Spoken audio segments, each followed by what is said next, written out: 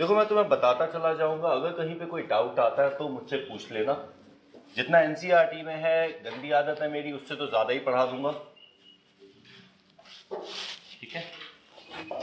The topic is not an easy one, it requires understanding and if you need to ask, go ahead and ask it.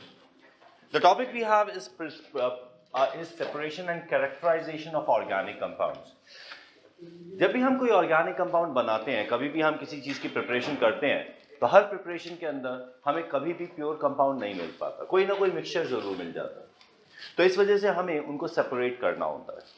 मैं आपको सारे के सारे separation techniques बताता जाऊंगा, उसके प्रिंसिपल्स बताता चला जाऊंगा और थोड़ा बहुत एग्जाम्पल्स वगैरह भी लेते चले जाएंगे। जब हम सबसे पहले हम प्रिपरेशन, इसके सेपरेशन टेक्निक की बात करते हैं, तो हमारे पास सबसे पहला आ जाता है जिसे हम बोलते हैं सेडिमेंटेशन। सेडिमेंटेशन, जब हम सेडिमेंटेशन की बात करते हैं तो सेडिमेंटेशन इज सेटलिंग डाउन और and separation of the immiscible particles on the basis of their density. Sedimentation is on the basis of density. It is density separation. Clear? We have a particular system जिसके अंदर हमारे पास suspended particles हैं which are not miscible with each other. Sedimentation immiscible particles में चलता है, miscible particles में नहीं चलता. The particles which are not miscible with each other, we let it stand for certain time. The particles slowly settle down, the heavier particles settle down, and then the lighter particles settle at a little later part. तो जैसे जैसे particles की density change होती चली जाती है, वो settle होते चले जाते हैं। Clear? So that is what we call as sedimentation. Density variation, mass variation पे सारा का सारा arrange हो जाता है। अब sedimentation is dependent on gravity. घुमा दे बेटा। पूरा ही फोकस घुमा दिया। क्या कह रहा है?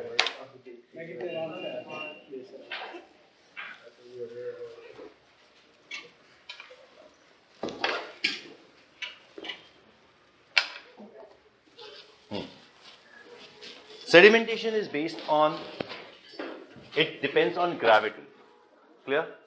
अब sedimentation का ही एक sophisticated way है जिसे हम बोलते हैं सेंट्रीफ्यूगेशन। ठीक है? Centrifugation also is dependent on density difference, it also depends on the mass difference. बस यहां पर ये होता है कि we are using centrifugal force to aid the gravity. तो सेंट्रीफ्यूगेशन के अंदर सिंपल सी बात ये आती है कि you can rotate it as fast as you want and you can increase the force to a very high value, and that is how centrifugation can be used to separate many of the particles. अब जैसे अगर हम sedimentation की बात करते हैं, sedimentation के अंदर अगर मान लीजिए हम लेते हैं एक सिंपल सा सब्सटेंस, समथिंग लाइक, हाँ, जो नॉर्मल सा एग्जांपल आप लेते हैं, mix sand with water and you let it settle down, slowly it settles down. कई बार बहुत फाइन पार्टिकल्स होते हैं, कभी कभी सुबह अगर पानी नहाने के लिए बाल्टी में निकालो तो निकालने के बाद अगर पानी पड़ा रह जाए तो you can see certain particles settle down.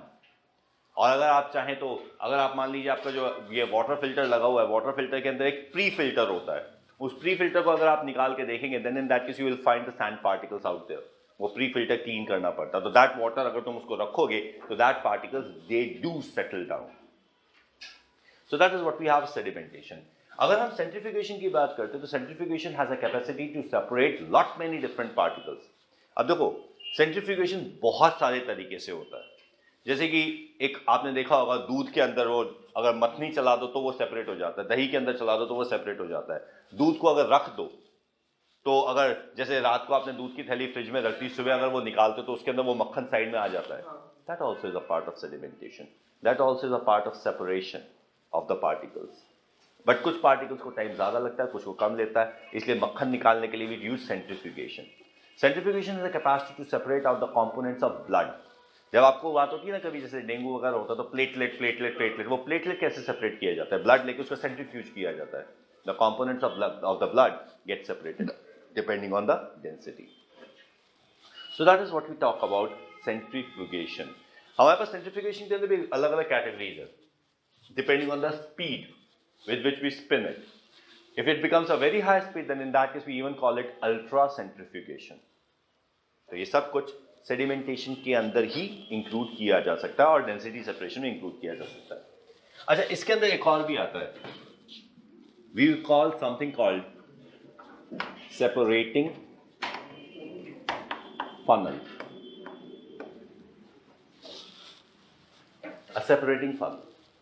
Separating funnel is a device which is used to separate two immiscible liquids.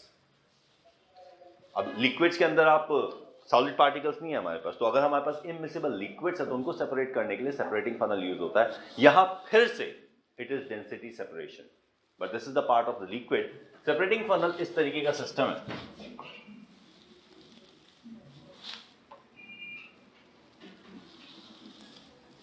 यहाँ पे एक वो लगी हुई है नॉब. यहाँ पे आपको जो मिक्सचर, जैसे अगर मान लीजिए ऑयल और वाटर आपके पास कहीं पे पड़ा हुआ है तो वो आपको सेपरेट करना. What you do is you just pour it down. यहाँ पे भर जाता है. भरने के बाद उसको छोड़ दीजिए. Oil and water are immiscible with each other and they have a different density. तो जिसकी भी डेंसिटी ज़्यादा है that is going to settle down, यहाँ आ जाएगा, और जिसकी डेंसिटी कम है वो ऊपर आ जाएगा. Now you can just turn the knob and let it flow slowly, so that the moment it is over, you can just close it off. You get the second part different, separated out. So this is what we have as separating funnel. ये भी इसी तरीके का है. Clear? तो ये हमने बात की sedimentation की. Sedimentation की बात की, density separation की बात की, उसी में centrifugation की बात की, and then we talked about separating funnel. अब sedimentation होने के बाद जो next part आता है, that is called decantation. ठीक है. Settling down of the particles on the basis of density is termed as sedimentation. Settling. Separating them is called decantation. अब सेंट्रीफ्यूज हो गया, नीचे पार्टिकल सेटल हो गए. सेंट्रीफ्यूज में क्या होता है, फोर्स ज्यादा लगता है तो पार्टिकल्स कॉम्पैक्ट हो जाते हैं, तो यहाँ पे बड़े आराम से पोर डाउन किया जा सकता है. That is termed as decantation. मान लीजिए आपने मिट्टी लिया पानी के अंदर, तो उसको धीरे धीरे ऊपर से ऐसे पलट देते हैं, तो that is also termed as decantation. Decant the supernatant liquid. Okay. अब यहां पर भी जब हम इसको ओपन करते हैं तो actually this is decantation only, we are separating it out, but यहां पर it is opening from the downwards and it is moving out. अब डिकेंटेशन के अंदर बहुत सारे यूज वो पार्ट्स को हो सकते हैं. जैसे मान लीजिए नीचे जो पार्ट सेट हुआ है वो उठाती वो डिस्टर्ब हो रहा है, तो we don't lift it up, we take a वो dropper and we suck it off. थोड़ा थोड़ा निकाल लेते हैं, उससे निकाल लेते हैं. That also is decantation. अब डिकेंटेशन में एक बड़ा प्रॉपर प्रिंसिपल चलता है, and that word is called, नाम सुना? Any idea कैसे होता है, क्या होता है ये? अच्छा, क्या कभी आप में से किसी ने कूलर में से पानी खाली किया है? कैसे किया? That is this is siphon. Siphon का बहुत ही सिंपल सा प्रिंसिपल, बहुत ही सिंपल था. हमारे पास ये एक बीकर है जिसमें कुछ लिक्विड है. क्लियर? हमने एक ट्यूब ली इस तरीके से. बस इस ट्यूब के अंदर हमें सिर्फ एक छोटी सी चीज ध्यान रखनी है, that the two arms of the tube are not supposed to be equal. One is supposed to be longer and another one is supposed to be shorter. तो यहां पे हमारे पास ये इस तरीके से आर्म बन गया है. क्लियर? अब इसको ऐसे रखोगे कुछ नहीं होगा. What you do is you take out the air from it. अब ये वैक्यूम के थ्रू किया जा सकता है, पंप लगे होते हैं उनके थ्रू हो सकता है, सब कुछ बहुत सारे तरीके होते हैं. बस बात यहाँ पे होती है यहाँ से एयर निकाल लो.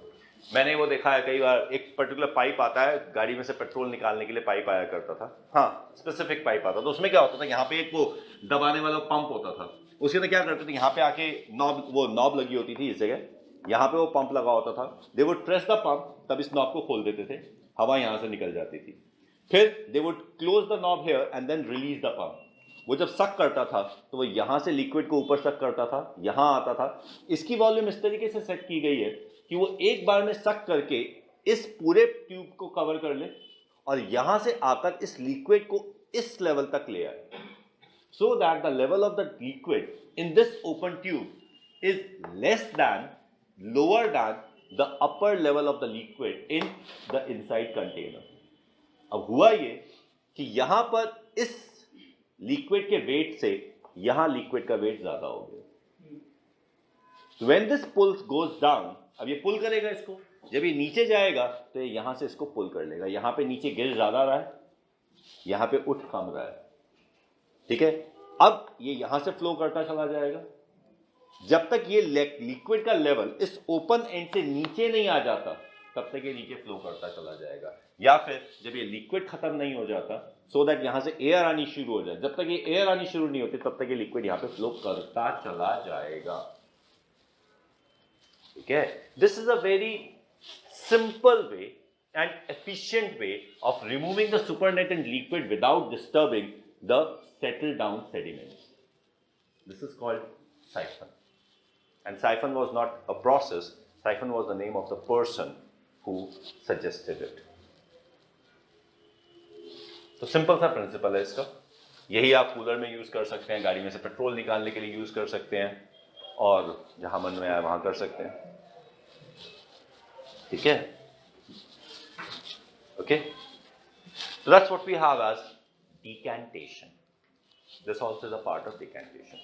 अब इसके बाद हमारे पास तीसरा पार्ट आ जाता है जिसे हम बोलते हैं filtration. Filtration is a process which is based on the difference in relative sizes of the particles. तो हमारे पास एक mesh है जिसका एक particular size है, जिसका एक particular pore size है. Any particle which is smaller than the pore size will be able to move through that, and the particle which is bigger than that particular size is going to be left behind. ठीक है? यहाँ पे हमारे पास एक generally हम filter paper की बात करते हैं, वैसे घर में जब आटा छाना जाता है छन्नी से वो भी फिल्टर है, चाय जब छाना जाता है वो भी फिल्टर है, but that's a crude filtration. Is it clear? तो यहाँ पर हम फिल्टर पेपर यहाँ लगा देते हैं, ये फनल है, यहाँ पर हमने इसके अंदर फिल्टर पेपर लगा दिया, ठीक है. यहाँ से आपने लिक्विड डाला, तो जो भी छोटे पार्टिकल्स हैं they are going to be passing through the pores of the filter paper and the larger particles are going to be left behind. तो यहाँ पर हमारे पास इस जगह पे भर जाता है प्रेसिपिटेट, और यहाँ पर जो लिक्विड आ जाता है उसे बोला जाता है फिल्टरेट. ठीक है, इज इट क्लियर? तो यहां पर ये फ्लो करता चला जाएगा. अब देखो फिल्ट्रेशन के अंदर हमें हर चीज जो है ना साथ में रिलेट होती चली जाती है. If you want the efficiency of filtration it will become slow. ठीक है, क्योंकि पोर साइज छोटा होता चला जाएगा. जब पोर साइज छोटा होता चला जाएगा तो पार्टिकल्स के लिए निकलना मुश्किल होता चला जाएगा. They will take time. तो जितना आप एफिशिएंट फिल्ट्रेशन करते चले जाएंगे, that means you are going to say कि भाई अब इसमें जैसे मान लीजिए पानी है, पानी के अंदर आप ये चाहते हैं कि इसके अंदर जो डस्ट पार्टिकल्स हैं वो बिल्कुल भी ना निकल पाए, माइन्यूट पार्टिकल्स भी ना निकल पाए. तो अगर माइन्यूट पार्टिकल्स भी ना निकल पाए तो आपको फिल्टर जो यहाँ पे फिल्टरिंग मीडियम रखते हैं उसका पोर साइज आपको बहुत छोटा रखना पड़ेगा. अगर पोर साइज आप छोटा रखेंगे तो पानी को भी वो रेजिस्ट करेगा. So the movement of water is going to become slow. Is it clear? The more efficient you make the filter, slower it would become. Clear? कोई confusion? अब यहां पर जब हम इस filtration की बात करते हैं, we want it to become fast. अब जब fast करने की बात आती है तो we have certain aids to make the filtration fast. Filtration fast करने के लिए हम क्या करते हैं? हमारे पास एक इस तरीके से funnel होता है. This is called Buchner funnel.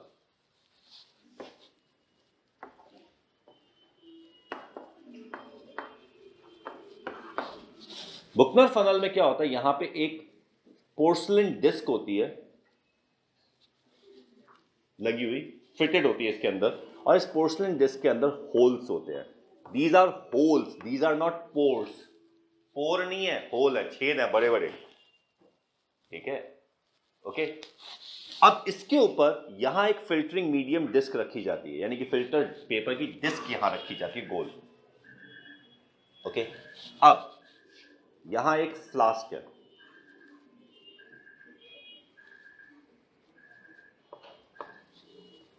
यहां पे इसको बंद कर देते हैं. This is called Buchner flask.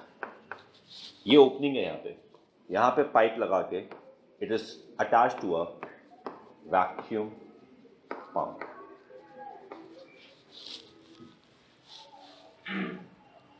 Okay, तो यहां पर it creates a partial vacuum here, यहां पे ऊपर प्रेशर ज्यादा है तो प्रेशर इसको फोर्स करता है टू मूव इन।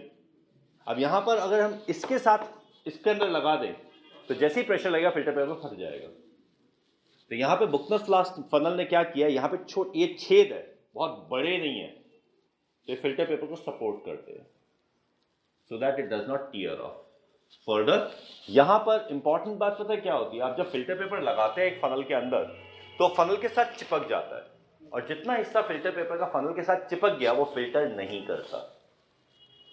फिल्ट्रेशन सिर्फ इतने रीजन से होती है, तो surface area is very limited, ठीक है, यहां पर वो सरफेस एरिया ज्यादा हो जाता है। So that is how this works. This is termed as vacuum filtration. So we have facilitated it by vacuum. ठीक है, आपके जितने भी फिल्टर्स हैं या तो उनके अंदर कहीं ना कहीं मोटर लगी होती है, या फिर they work on the pressure created by the overhead tank, या फिर जो ये प्यूरिट वगैरह होते हैं ना, दे आर वैक्यूम फिल्टरिंग। उनके अंदर जैसे ही आप पानी डालते हो या उसके अंदर एक बटन दबाते हो, कुछ में होता है बटन सिस्टम होता है ना कि एकदम से चिपक जाता है, तो it is creating a vacuum, तो वैक्यूम के थ्रू फिल्टर करता है। वरना एफिशिएंट फिल्ट्रेशन जो उनके साथ है, जितने छोटे उनके पोर साइज है उस हिसाब से फिल्ट्रेशन होगा ही नहीं। क्लियर? आपके जो आरओ मशीन्स होती हैं उनके तो मोटर्स होती हैं, पंप्स होते हैं, they create a pressure to make the filtration possible. ठीक है, अब यहां पर ये तो हमने फिल्ट्रेशन की बात की। अब फिल्ट्रेटिंग मीडियम अगर हम चेंज करते चले जाएंगे तो फिल्ट्रेशन की एफिशिएंसी चेंज होती जाएगी। अब यहाँ पे हम फिल्ट्रेटिंग मीडियम के अंदर यहाँ पे फिल्टर पेपर्स ले सकते हैं, और फिल्टर पेपर का पोर साइज भी चेंज हो सकता है। जैसे नॉर्मली हम वॉटमैन फिल्टर पेपर नंबर की बात करते हैं, वॉटमैन फिल्टर पेपर नंबर 41, 42, 45 इस तरीके से होता है। तो ये जो नंबर्स होते हैं they are actually pore size per millimetre square, number of pores per millimetre square. तो नंबर जितना बढ़ता जाएगा पोर साइज उतना छोटा होता चला जाएगा। Clear? So that is what we have as filter papers. अब क्या होता है कि फिल्ट्रेशन करने के लिए we can even use zeolites. नाम बताया था zeolites? सिलिकेट में 3-dimensional silicates are termed as zeolite. Zeolite के अंदर molecular pores होते हैं, तो we can even use zeolites for these filtrations. अगर हम zeolite यूज करते हैं, कई बार हम क्या करते हैं जेल्स यूज कर लेते हैं, कुछ जेल्स, तो अब जेल्स के अंदर भी molecular filtration हो जाता है, so it is termed as ultra filtration. Clear? तो जितना पोर साइज कम होता चला जाएगा फिल्ट्रेशन उतना ही एफिशिएंट होता चला जाएगा। कि देखो अगर मान लीजिए पानी है, पानी के अंदर हमने अल्ट्रा फिल्ट्रेशन कर दिया, तो अल्ट्रा फिल्ट्रेशन में पानी ना सिर्फ ये डस्ट पार्टिकल्स को रिमूव कर देगा बल्कि बैक्टीरिया और वायरसेस को भी रिमूव कर देगा। तो that is what we call as ultra filtration. Efficient, flow slow हो जाएगा, तो आपको प्रेशर इंक्रीज करना पड़ेगा, and then we have to use the vacuum filtration and some other aid to make it fast. तो अगर हम जेल फिल्ट्रेशन करते हैं, जियोलाइट फिल्ट्रेशन करते हैं, अल्टीमेट पोर स्मॉल करके फिल्ट्रेशन करते हैं, तो they will go into ultra filtration part. Ultra filtration में फर्दर हमारे पास कैटेगरीज आ जाती है। ठीक है, ये समझ में आ गया? अब इसी के अंदर एक कैटेगरी आ जाती है जिसे बोल दिया जाता है डायलिसिस। ठीक है, देखो डायलिसिस का प्रिंसिपल फिल्ट्रेशन वाला ही है। बात यह है कि इसका पोर साइज इतना छोटा होता है, डायलिसिस बैग के जो डायलिसिस मेम्ब्रेन है उसका पोर साइज इतना छोटा होता है कि उसके अंदर मैक्रोमोलिक्यूल्स पास ऑन नहीं कर सकते। मैक्रोमोलिक्यूल्स का मतलब है प्रोटीन्स, अमीनो एसिड्स नहीं, सॉरी, प्रोटीन्स। ठीक है, या फिर वी हैव कार्बोहाइड्रेट्स जैसे कि स्टार्च हो गया, वो पास ऑन नहीं कर सकता। प्रोटीन्स नहीं निकल सकते, कुछ और छोटे छोटे पॉलीमर्स हैं वो नहीं निकल सकते। लेकिन डायलिसिस बैग का जो पोर साइज है वो इतना बड़ा होता है कि उसमें से नॉर्मल आयन जैसे sodium ion, chloride ion, amino acid molecules, they are able to pass through. तो dialysis is mainly used to separate the small molecules from the macro molecules. ठीक है, so that is what we have as the pore size of dialysis bag. So that is also can be called a kind of ultrafiltration. Is it okay? Filtration के अंदर the last extreme is what we call as osmosis.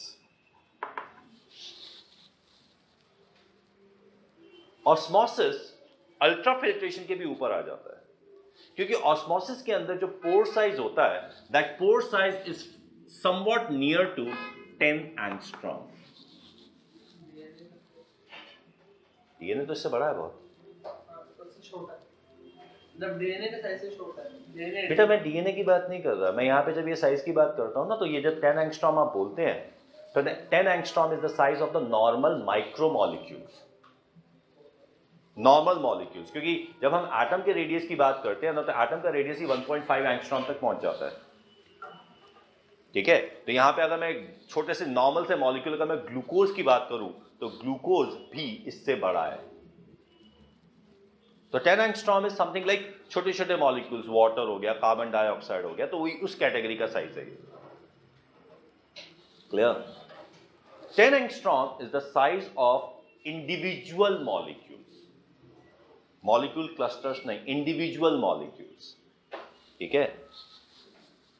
अगर हम किसी substance की बात करते हैं और हम ये कहते हैं कि the substance is existing as individual molecules, to be clear, whenever we say individual molecules we are terming the substance exists as a gas, क्योंकि सिवाय गैसेस के और किसी स्टेट में इंडिविजुअल मॉलिक्यूल एग्जिस्ट नहीं करते, इंडिविजुअल अनएसोसिएटेड मॉलिक्यूल्स, वो सिर्फ गैसेस स्टेट में एग्जिस्ट करते हैं।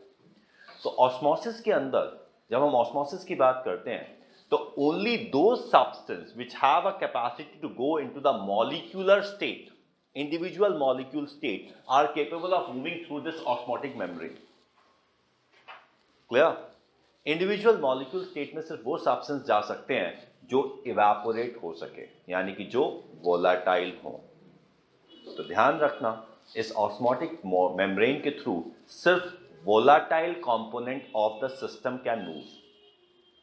Clear? अगर मान लीजिए आपने पानी में नमक मिला दिया है, तो नमक के अंदर सोडियम आयन है, पोटेशियम और क्लोराइड आयन है। सोडियम आयन, क्लोराइड आयन आज सच बहुत छोटे हैं, बहुत छोटे हैं, पानी के मॉलिक्यूल से भी छोटे हैं, पर सोडियम आयन और क्लोराइड आयन इंडिविजुअली एग्जिस्ट नहीं करते, they are existing as a big hydration sphere along with it. और वो हाइड्रेशन स्फीयर अगर मैं हटा दिया, तो हटाते ही वो सोडियम और क्लोराइड आयन प्रेसिपिटेट हो जाएंगे, they won't remain in the system. तो सोडियम आयन और potassium, sodium ion, chloride ion, potassium ion, lithium ion, इन सारे आयंस को मॉलिक्यूलर फॉर्म में, इंडिविजुअल पार्टिकल फॉर्म में क्रिएट नहीं किया जा सकता। तो इस वजह से ये पार्टिकल्स खुद छोटे हैं, पर हाइड्रेशन स्फीयर बड़ा है, तो ये ऑस्मोटिक मेम्ब्रेन के थ्रू पास नहीं कर पाते। ऑस्मोटिक मेम्ब्रेन के थ्रू सिर्फ एक कंपोनेंट पास कर पाता है, दैट इज वाटर। वाटर ही पास कर पाता है। क्लियर? क्योंकि वाटर इवेपोरेट हो जाता है। तो इसी वजह से जब हम ऑस्मोटिक मेम्ब्रेन की बात करते हैं, तो it is the movement of the solvent, the volatile component particles from a region of its higher concentration, that is the higher concentration of the solvent.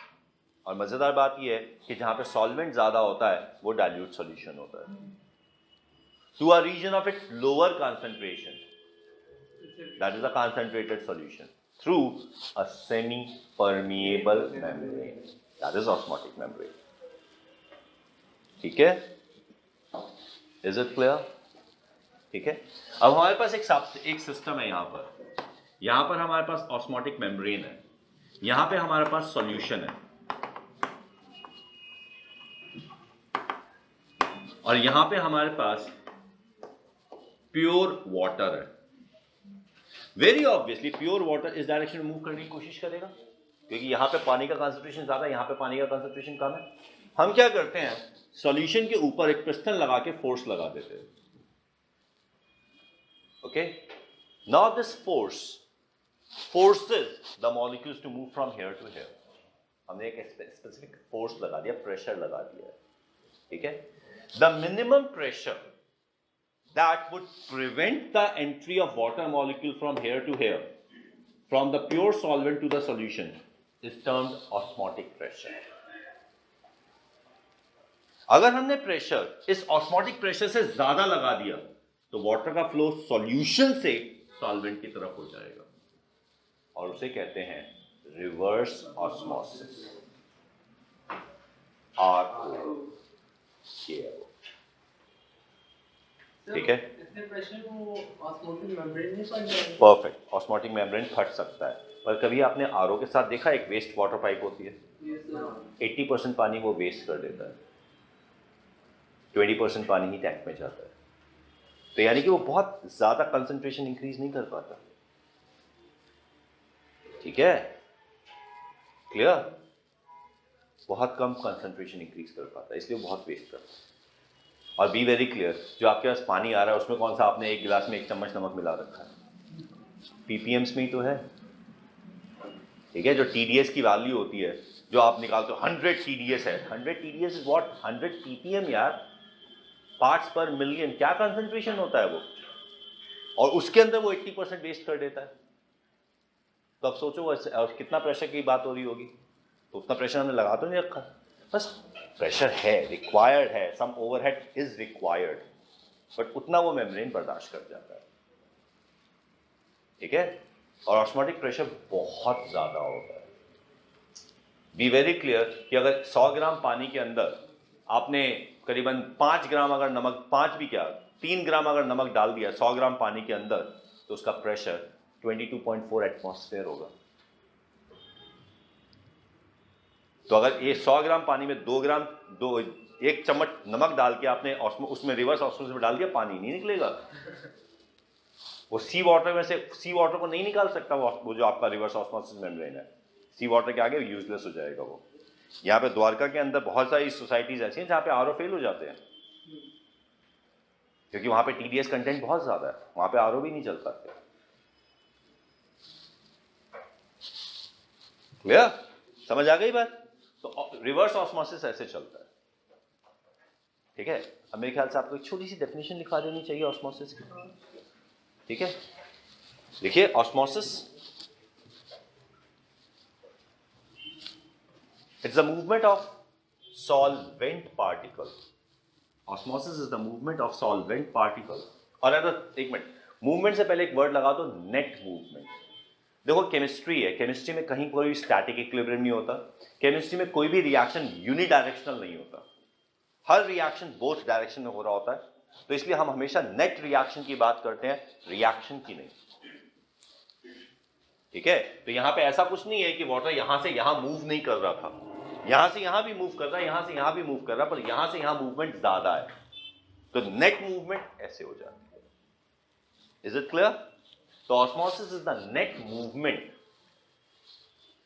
Of the solvent molecules. Technically correct would be more volatile component, लेकिन more volatile component solvent ही होता है, इसलिए हम solvent बोलते हैं। Osmosis is the movement of solvent molecules from a region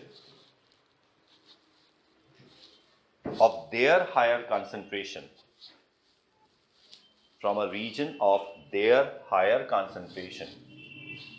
that is the dilute solution,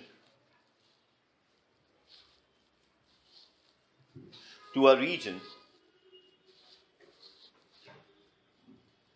of their lower concentration,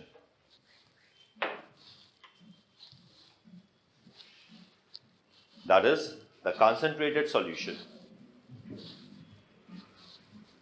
through a semi-permeable membrane,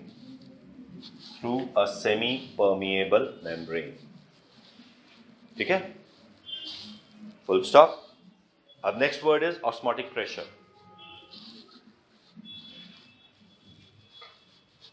The pressure that must be applied on the solution side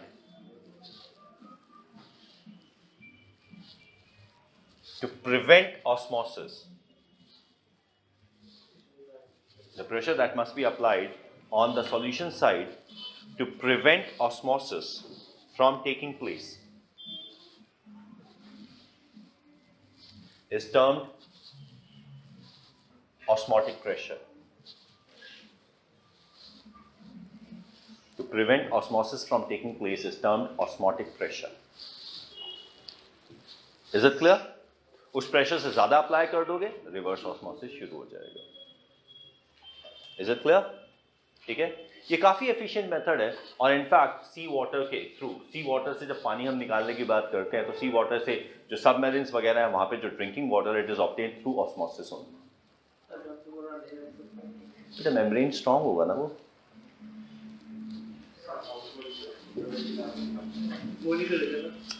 देखो submarines के अंदर domestic आरओस तो नहीं लगेंगे ना, ठीक है। Desalination इसलिए तो नहीं होता, तो आरओ प्रॉपर चेंज करना पड़ता है। बेटा डिसैलिनेशन जो है ना, तुमने जो टर्म बोले डिसैलिनेशन के अलग अलग मेथड्स हैं। कमर्शियल क्या वो सिर्फ एग्जॉस्ट चलाना है,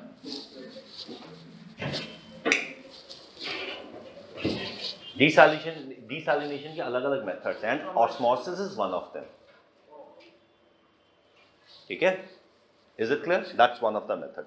लेकिन एक बात का ध्यान रखना कि ये जो आरओ मेम्ब्रेन्स लगाए जाते हैं बहुत ज़्यादा एफिशिएंट नहीं है, ठीक है। बहुत ज़्यादा एफिशिएंट अगर आरओ मेम्ब्रेन्स लगा दिए जाए तो प्रोसेस बहुत ही स्लो हो जाएगा, बहुत ज़्यादा प्रेशर चाहिए होगा, and then you will be able to get something like distilled water. हमें डिस्टिल्ड वाटर नहीं पीना भाई, हमें वाटर की जो पीपीएम जो है टीडीएस कंटेंट है that has to be below 100 but it should not be below 25। तो 100 से नीचे होना चाहिए, यानी कि अगर 25 और 100 के बीच में इट इज गुड, 25 से नीचे it is going to cause dehydration. एक पिक्यूलर बात समझती है तुम्हें कि pure water will cause dehydration, बताया था ना तुम्हें, ठीक है।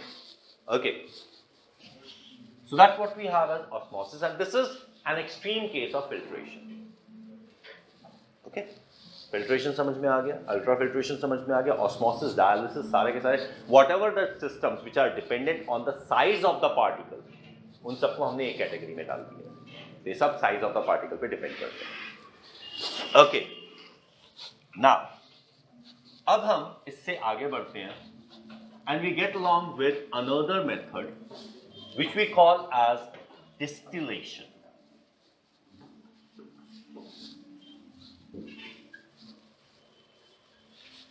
Distillation is dependent on the difference in the boiling point of the components. ठीक है? Distillation works on its principle is the difference in the boiling point of the components. Clear? ये जो बॉइलिंग पॉइंट वर्ड है ना, इसके लिए एक technical word use किया जाता है volatility, volatile. So more volatile components have a lower boiling point and they are distilled off first. क्या हुआ इधर? वर्ड बोलना, क्या हुआ, दिक्कत क्या है? वोलाटाइल, वी वोलाटाइल क्यों बोलेंगे हम?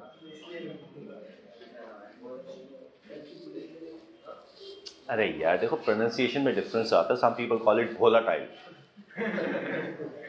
ठीक है, the pronunciation is volatile. Okay,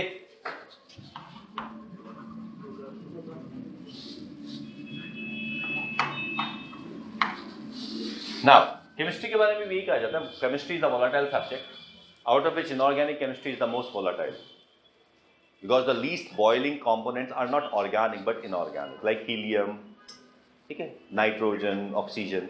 तो इसीलिए पढ़ने के लिए इनऑर्गेनिक केमिस्ट्री को लास्ट में पढ़ते हैं वरना वो उड़ जाती है,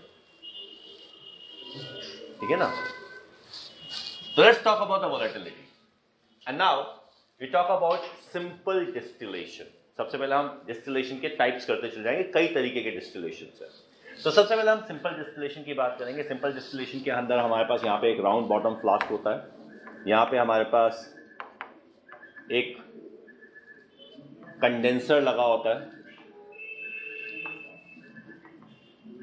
ठीक है। यहाँ पे थर्मोमीटर वगैरह वो जो तुम्हें एक्सेसरीज लगानी है वो लगा सकते हो, उसमें कोई प्रॉब्लम नहीं है। Of course they are accessories, they are not necessities. मुझे नहीं समझ में आता डिस्टिलेशन के अंदर हमें टेम्परेचर मेंटेन करने की जरूरत क्या है। टेम्परेचर तो वो बॉइलिंग पॉइंट अपने आप मेंटेन करता है, पर हाँ कभी कभी ऐसा होता है कि कई चीज़ें, जैसे मान लीजिए हम ईथर का डिस्टिलेशन कर रहे हैं, तो ईथर के डिस्टिलेशन में टेम्परेचर इंपॉर्टेंट हो जाता है क्योंकि ईथर के अंदर कुछ इंप्योरिटीज होती हैं। अगर उन इंप्योरिटी के डिकम्पोजिशन टेम्परेचर पे टेम्परेचर पहुंच गया तो फट जाएगा, तो वहां पे टेम्परेचर मेंटेन करना जरूरी हो जाता है, टेम्परेचर नोट करना जरूरी हो जाता है। अदरवाइज अगर आपने पानी में से नमक को सेपरेट करना है तो वहां पे पानी को निकालना है, डिस्टिलेशन करना है, तो वहां पे कोई टेम्परेचर मेंटेन करने की जरूरत नहीं होती, वहां पे टेम्परेचर देखने की कोई जरूरत नहीं होती, क्योंकि वाटर का बॉइलिंग पॉइंट वो अपने आप मेंटेन कर लेगा। तो यहां पर हमारे पास एक कंडेंसर है,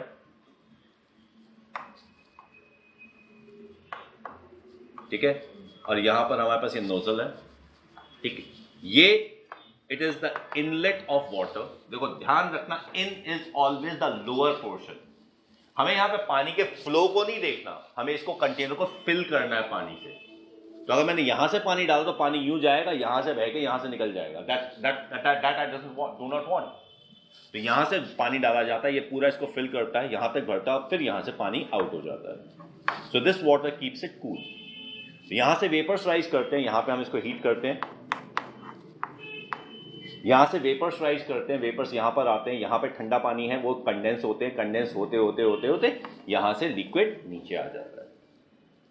the less volatile component and mind it, इस डिस्टिलेशन के अंदर जो कंपोनेंट हमारे पास हैं, उन दोनों कंपोनेंट या तीनों चारों 10 कंपोनेंट के बीच में एटलीस्ट 50 डिग्री सेल्सियस का बॉइलिंग पॉइंट डिफरेंस होना चाहिए, तभी उनको सेपरेट कर पाएंगे। अगर पानी और नमक को सेपरेट करने की बात आ रही है तो नमक का melting point is 850 degree Celsius, पानी का boiling point is 100 degree Celsius. We need not bother about it, वहां पे सीधा सीधा डिस्टिलेशन कीजिए, नमक अलग हो जाएगा। ओके, समझ आ गई बात? Distillation is another method of desalination. Okay, तो ये सिंपल डिस्टिलेशन मेथड है। क्लियर? अब इस सिंपल डिस्टिलेशन मेथड के अंदर कई बार दिक्कत क्या हो जाती है, जैसे मान लीजिए you have to distil glycerin, glycerin में से आपने सिस्टम को सेपरेट करना है किसी और कंपोनेंट में से, मे भी शायद उसके नमक वगैरह गिरा हुआ है या कुछ भी है। अगर हम डिस्टिलेशन ऑफ ग्लिसरीन की बात करते हैं, ग्लिसरीन, फिनॉल, एनिलीन, इन सारे कंपोनेंट्स की प्रॉब्लम ये है कि जब इनको बॉइलिंग पॉइंट तक लेके जाया जाता है तो इनका बॉइलिंग पॉइंट काफी ज्यादा है, बट इनकी स्टेबिलिटी कम है।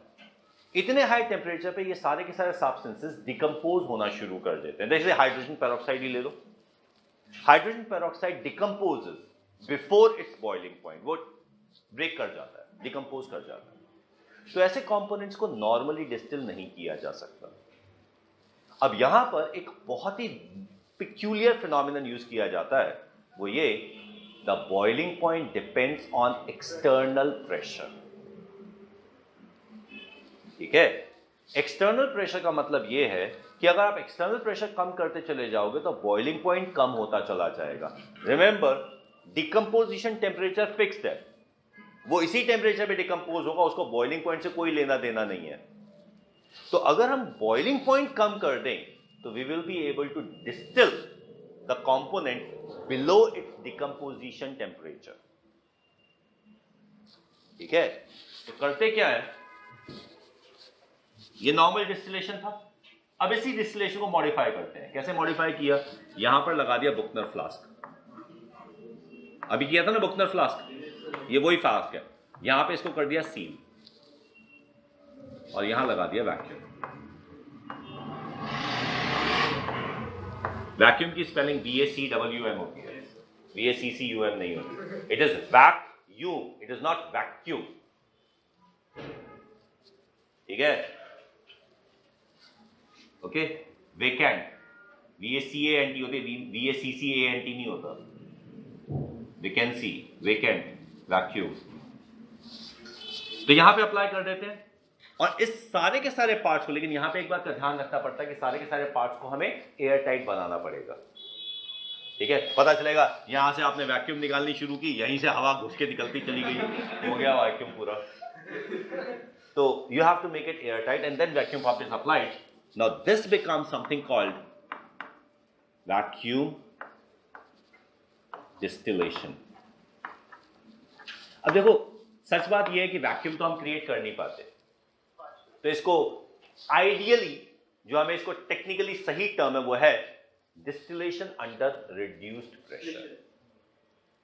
That is a better term and more appropriate term.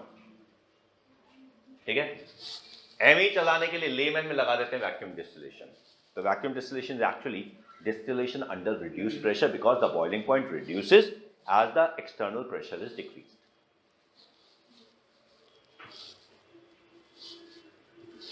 ये बात समझ में आई? Okay. Now this vacuum distillation can be used for any of these components. जैसे कि आप हाइड्रोजन पेरोक्साइड को अगर डिस्टिलेशन करते हैं तो that has to be done under reduced pressure. Phenol का कर लेते हैं, ग्लिसरीन का कर लेते हैं, so that is done under reduced pressure. ठीक है? But vacuum distillation, अभी तो ये laboratory equipment है, it's a costly thing. तो एक तो जब वैक्यूम आप अप्लाई करते हो तो उसकी कॉस्ट अलग है, फिर आपको ये सारे के सारे इंस्ट्रूमेंट स्ट्रॉन्ग बनाने पड़ेंगे, क्योंकि जब प्रेशर कम होता है तो एक्सटर्नल प्रेशर उसको दबाता है, पता चलेगा आपने वीक इंस्ट्रूमेंट लगा दिए, वैक्यूम लगा दी, पट पट पट पट सब टूटता चला जाएगा. ठीक है? हम जब करा करते थे वैक्यूम डिस्टिलेशन, जब भी हमने किया तो एक आधा फ्लास्क तो टूटता ही था, क्योंकि यहां पे ट्यूब भी आपको मोटी लगानी पड़ती है, पता चलेगा हमारा ट्यूब भी पिचक गई. स्ट्रॉ तो यहां लग नहीं सकते, यहां पे वो लगती है, वो जो गैस पाइप नहीं होती घर में, जो गैस पाइप होती है वो पाइप यहां लगती है. नॉर्मल रबर ट्यूब लगा नहीं सकते, वो दब जाएगी वैक्यूम क्रिएट करते ही. सॉलिड होनी चाहिए तो वो लगाओगे, और फिर ये फ्लास्क, अब वो ट्यूब की भी अपनी टेंसाइल स्ट्रेंथ है मुड़ने की, वही टेढ़ा मेढ़ा कर देता सब कुछ. अब सब कुछ फिट करना, सब कुछ क्लैम्प करना, हिलना नहीं चाहिए, कहीं जरा सी चूक गई सब नीचे.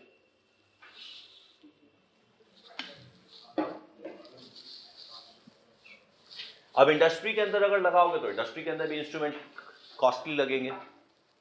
तो अब बात होती है कि what could be a cheaper substitute of vacuum distillation. कुछ है ना? We need a cheaper substitute of vacuum distillation. अब the cheaper substitute of vacuum distillation is called steam distillation.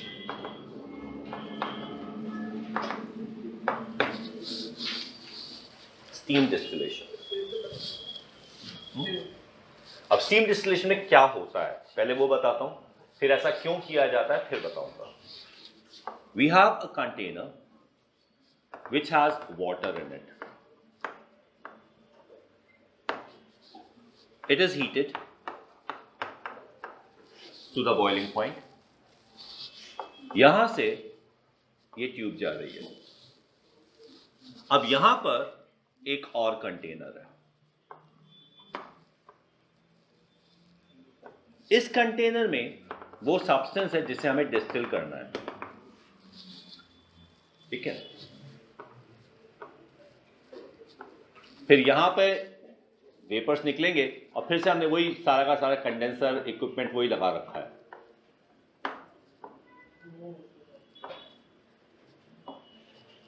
ठीक है? और यहां पे हम कलेक्ट करते चले जाते हैं. वैक्यूम किसने लगाई? सर वैक्यूम होगा स्टीम से. क्या होगा? तो उसका प्रेशर नहीं बढ़ जाएगा जो लिक्विड है. क्यों बढ़ेगा? बिकॉज़ फ्री प्रेशर बढ़ाते हैं. स्टीम का अपना प्रेशर होता है, स्टीम क्या प्रेशर बढ़ाएगी?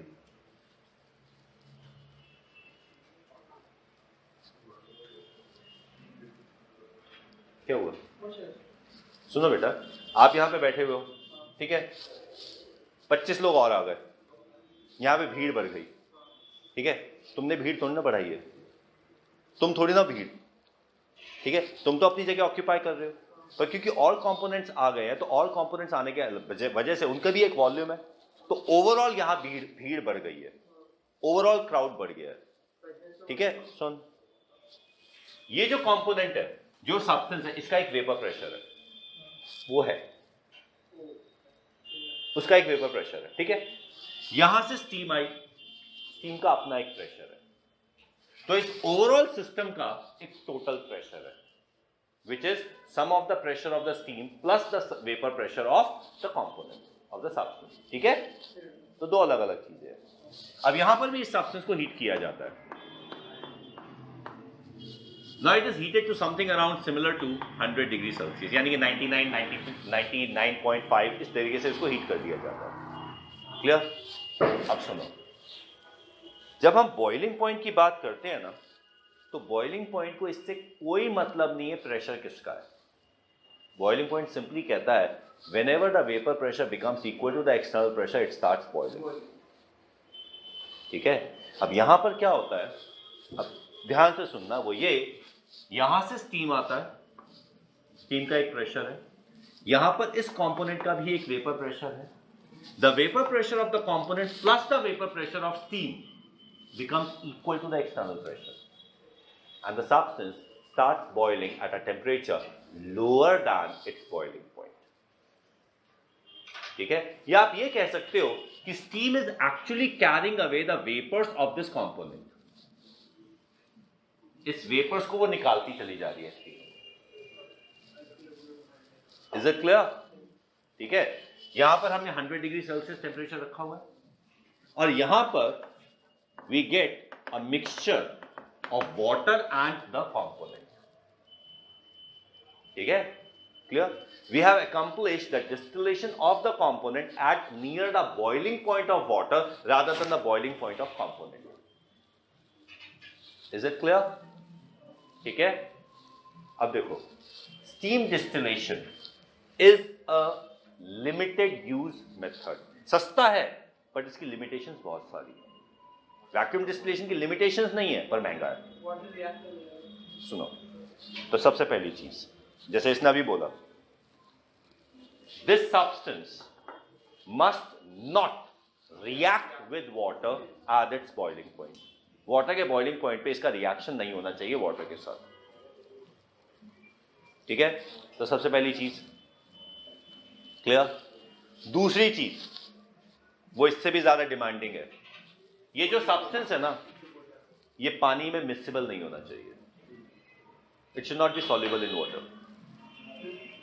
बेटा अगर ये वाटर में सॉल्युबल हुआ तो यहां जो मुझे मिलेगा वो वाटर और सब्सटेंस का सॉल्यूशन मिल जाएगा. फिर डिस्टिलेशन करो, क्या फायदा? ठीक है? तो यहां पर ये दोनों जो कंपोनेंट का आ रहा है, this should be separable by separating funnel. It should form different layers. It should not be mixable with each other. तो ये दूसरी चीज है. First, it must not react with water. Second, it must not be mixable with water. ठीक है? And third, it should have a substantial vapour pressure at the boiling point of water. मतलब कि अगर इस सब्सटेंस का boiling point 500 degree है तो steam distillation work नहीं करेगा.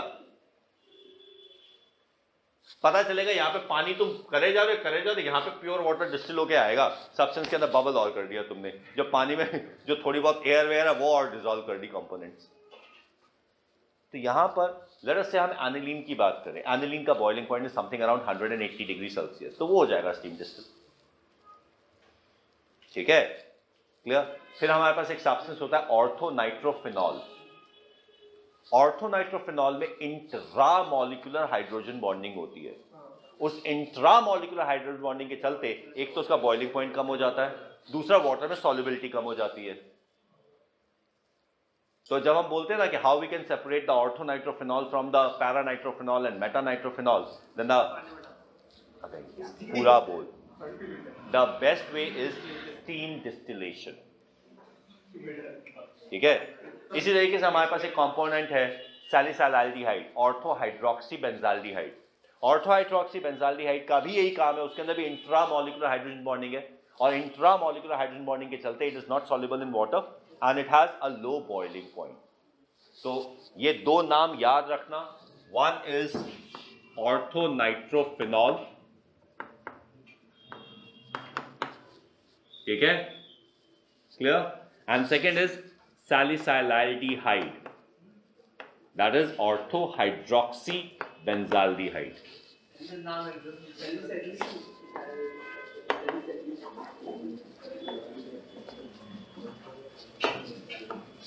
सैलिसिलिक एसिड होता है, एस्पिरिन जिससे बनाई जाती है. तो this is salicylaldehyde. These two are steam distilled. ठीक है? और सब्सटेंसेस जो स्टीम डिस्टिल हो सकते हैं, तो देखो किसी भी सब्सटेंस के स्टीम डिस्टिलेबल होने के लिए तीन चीजें सैटिस्फाई होनी जरूरी है. One, the substance must not react with water at its boiling point. Second, it must not be mixable with water. And third, it must have a substantial vapour pressure at the boiling point of water. वरना पता चलेगा कि component आया ही नहीं. ठीक है? हाँ. Third वाले का मीनिंग ये है कि मान लीजिए हमारे पास देखो यहां पे जो पानी और सब्सटेंस का मिक्सचर आ रहा है, the ratio of the moles of the two things is the ratio of their relative vapor pressure at the temperature, at the given temperature. यहाँ पे टेम्परेचर एग्जैक्ट 100 डिग्री नहीं है, 100 से कम है, क्योंकि जितना कम है ना उतना वो दूसरा कंपोनेंट आ रहा है, क्योंकि स्टीम पूरा तो नहीं आना ना, उसमें दूसरे कंपोनेंट का भी तो वेपर्स है. Is it clear? तो ये जो रेशियो है यहां पर, यानी कि moles of the substance upon moles of water is equal to the vapour pressure of the substance divided by vapor pressure of water. तो वेपर प्रेशर और कंपोनेंट ही, वेपर प्रेशर का रेशियो ही इनके मोल्स का रेशियो है. तो that substance must have some vapour pressure, comparable vapour pressure. अब वाटर का वेपर प्रेशर 100 डिग्री सेल्सियस से 760 mmHg, तो सब्सटेंस का 60 तो होना चाहिए. तो 60 upon 700 would be the ratio of the water and that substance. So, इतना सब्सटेंस आएगा. मेजॉरिटी तो पानी आ रहा है, थोड़ा सा वो कंपोनेंट भी तो आएगा. ठीक है, अब मान लीजिए उसका 1 mmHg है, तो भैया हो गया 759 पार्ट्स वाटर, उसमें 1 पार्ट वो सब्सटेंस आ रहा है. तो डजंट मेक अ सेंस. हाँ जी, जब वो एक बार आ गया तब भी वो स्टीम का टेंपरेचर 100 डिग्री सेल्सियस है. तो जब स्टीम हमने लेकर आया बाहर, बेटा यहाँ पर आते आते स्टीम का कुछ तो टेम्परेचर कम होगा. कितना कम? ज्यादा नहीं, 1 आधा डिग्री. हाँ, वो 1 आधा डिग्री ही यहाँ पे इसको वो सपोर्ट करेगा. एक बात का मैं ज्यादा डिटेल में नहीं जाऊंगा. वेपर प्रेशर एक्सपोनेंशियली चेंज होता है टेम्परेचर के साथ. तो अगर मैं आधा डिग्री कम करता हूं ना टेम्परेचर, वेपर प्रेशर ड्रास्टिकली कम होता है. वो कंपोनेंट ये फिलअप करता है. ठीक है, बहुत डिफरेंस आता है. क्लियर? तो इसलिए ये एक प्रैक्टिकल मेथड बन जाता है. नियर अबाउट 200 होना चाहिए. क्या हम तो चाहेंगे मिनिमम हो, ठीक है, बट 200-250 तक चल जाता है. उससे ऊपर बहुत मुश्किल हो जाता है. सर मिक्सिबल होने के बाद एक बार फिर से डिस्टेंस, अगर मिक्सिबल पे हो तो वो एक बार आने के बाद एक बार फिर से डिस्टेंस, बेटा फिर वही हमें सेम कंपोनेंट्स मिल जाएंगे, क्योंकि जो इसका रेशियो है वही तो वेपर प्रेशर का रेशियो है. तुम किसको जितनी बार डिस्टिल करते जाओगे सेम कंपोनेंट्स मिलते चले जाएंगे तुम्हें. अगर मिक्सिबल हुआ तो दिक्कत हो जाएगी ना फिर. Is it clear? ठीक है. So this was what we called as vacuum distillation, a cheaper substitute but restricted substitute, steam distillation. यहां पे आपको सोचने की जरूरत नहीं है ये पानी में मिक्सिबल है नहीं है, रिएक्ट करता है क्या, वेपर प्रेशर, कुछ नहीं सोचने की जरूरत. लेकिन यहां सोचने की जरूरत है. Is it clear? तो steam distillation is cheaper but has lot many limitations.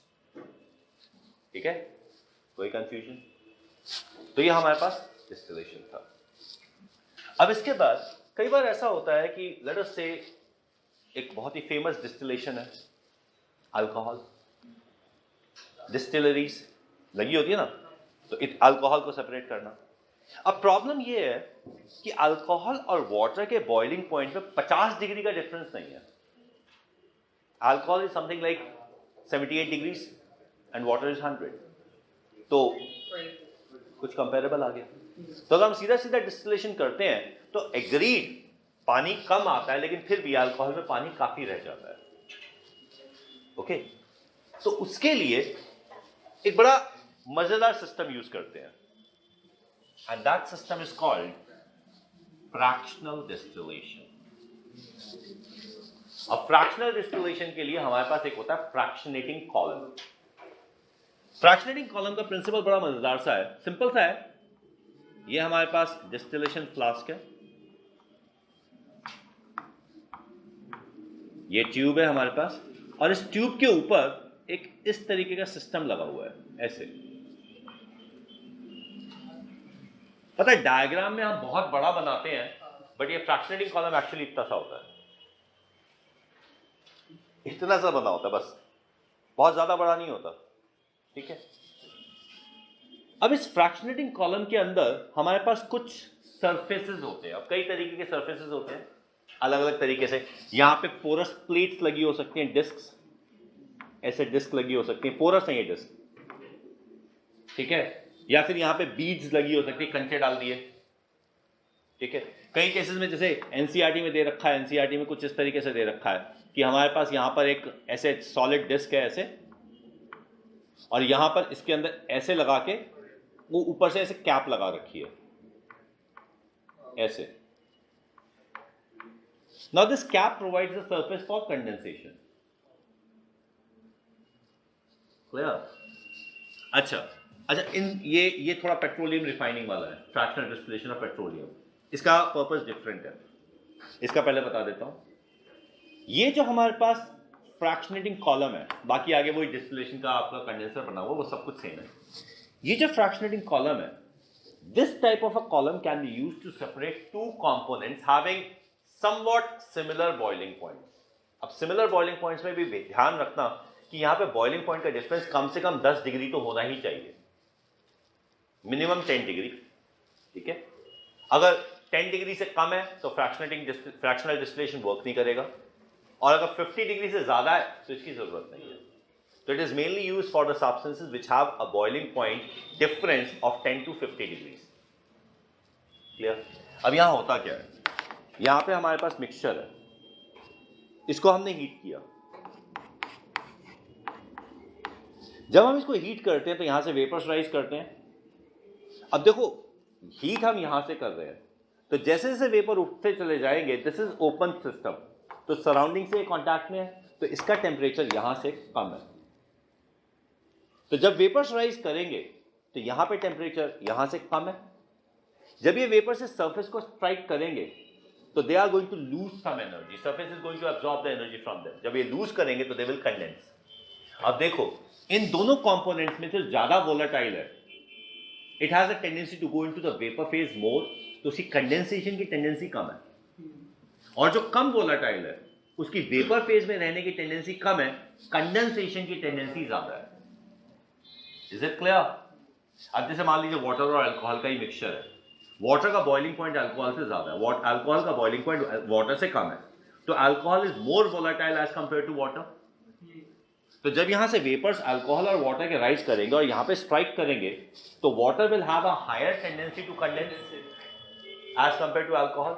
तो जब यहां से इस डिस्क से ऊपर वेपर्स मूव करेंगे तो इसमें अल्कोहल का कंपोनेंट बढ़ चुका होगा, वाटर का कम हो चुका होगा, फिर यहाँ पे थोड़ा सा टेम्परेचर कम हुआ, फिर कंडेंस होगा, फिर वाटर ज्यादा कंडेंस होगा, अल्कोहल कम। तो यहाँ पे आगे बढ़ते बढ़ते अल्कोहल का कॉम्पोजिशन बढ़ता चला जाएगा और वाटर का कम होता चला जाएगा, and water is going to flow back into this distillation flask while alcohol vapours are going to move away.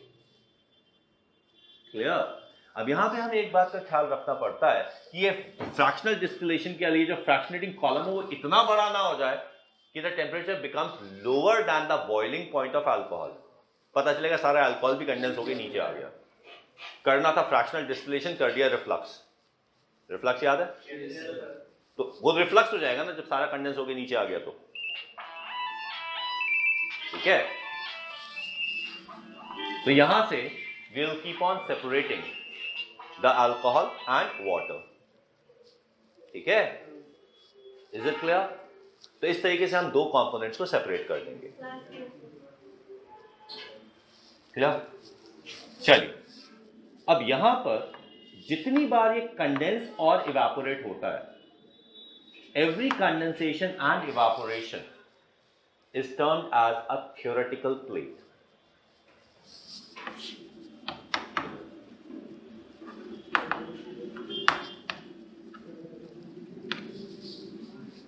ठीक है। आइडियली स्पीकिंग जितने ज्यादा थ्योरेटिकल प्लेट्स होंगे, मतलब जितनी बार कंडेंस और इवेपोरेट होगा, सेपरेशन कैपेसिटी उतनी ज्यादा हो जाएगी। But on the other side boiling point में डिफरेंस उतना ज्यादा चाहिए। मतलब कि जैसे से ऊपर आते जा रहे हैं बॉइलिंग पॉइंट, वो टेम्परेचर कम होता जा रहा है ना। ज्यादा थ्योरेटिकल प्लेट लगा दी, पता चला जब ज्यादा वोलेटाइल है वो भी कंडेंस होकर नीचे आ गया। तो ये बैलेंस करना पड़ता है। You can not have a very high ये फ्रैक्शनेटिंग कॉलम, बहुत छोटा करोगे तो भी नहीं करना। तो एक एडजस्ट करना पड़ता है, ठीक है। तो this is the fractional distillation when we have two component system, ठीक है। The number of condensation and evaporation, यानी कि एक बार कंडेंस हुआ, इवेपोरेट हुआ, कंडेंस हुआ, इवेपोरेट, जितनी बार कंडेंस हो रहा है, जितनी बार वो सरफेस को कांटेक्ट में आ रहा है, that is a theoretical plate. यानी कि एक तरह से आपने थ्योरेटिकल बैरियर लगा दिया ना उसके आगे, वो है, तब भी वो सरफेस तो आएगा ना। इसीलिए तो वर्ड बोला थ्योरेटिकल प्लेट, प्रैक्टिकल प्लेट नहीं बोला। प्रैक्टिकली प्लेट नहीं है, सरफेसेस है। तो it is number of condensation. जैसे कि एक वेपर मूव कर रहा है तो कितनी बार वो टकरा के कंडेंस हुआ, इवेपोरेट हुआ, वो है theoretical plate. Okay, theoretical plate count नहीं होती, थ्योरेटिकल प्लेट कैलकुलेट होती है कि ये एफिशिएंसी आ रही है तो इतनी थ्योरेटिकल प्लेट होनी चाहिए। क्लियर? ओके, अब जो ये फ्रैक्शनेटिंग कॉलम है, इस फ्रैक्शनेटिंग कॉलम में वेरिएशन है। यहां क्या है, ये जो कैप लगी हुई है, यहां पे जब ये टकराएगा और कंडेंस होगा तो कंडेंस होके वापस नहीं गिरेगा, ये यहां पे कंडेंस होके यहां गिरेगा। क्लियर? तो यहां पे है ओपनिंग, फिर यहां पे दूसरा है,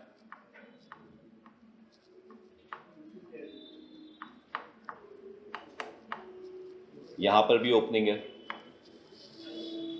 अब हमारे पास ये जो डिस्टिलेशन जिसका हम कर रहे हैं, it is not a mixture of two components, it's a mixture of several components, something like petroleum.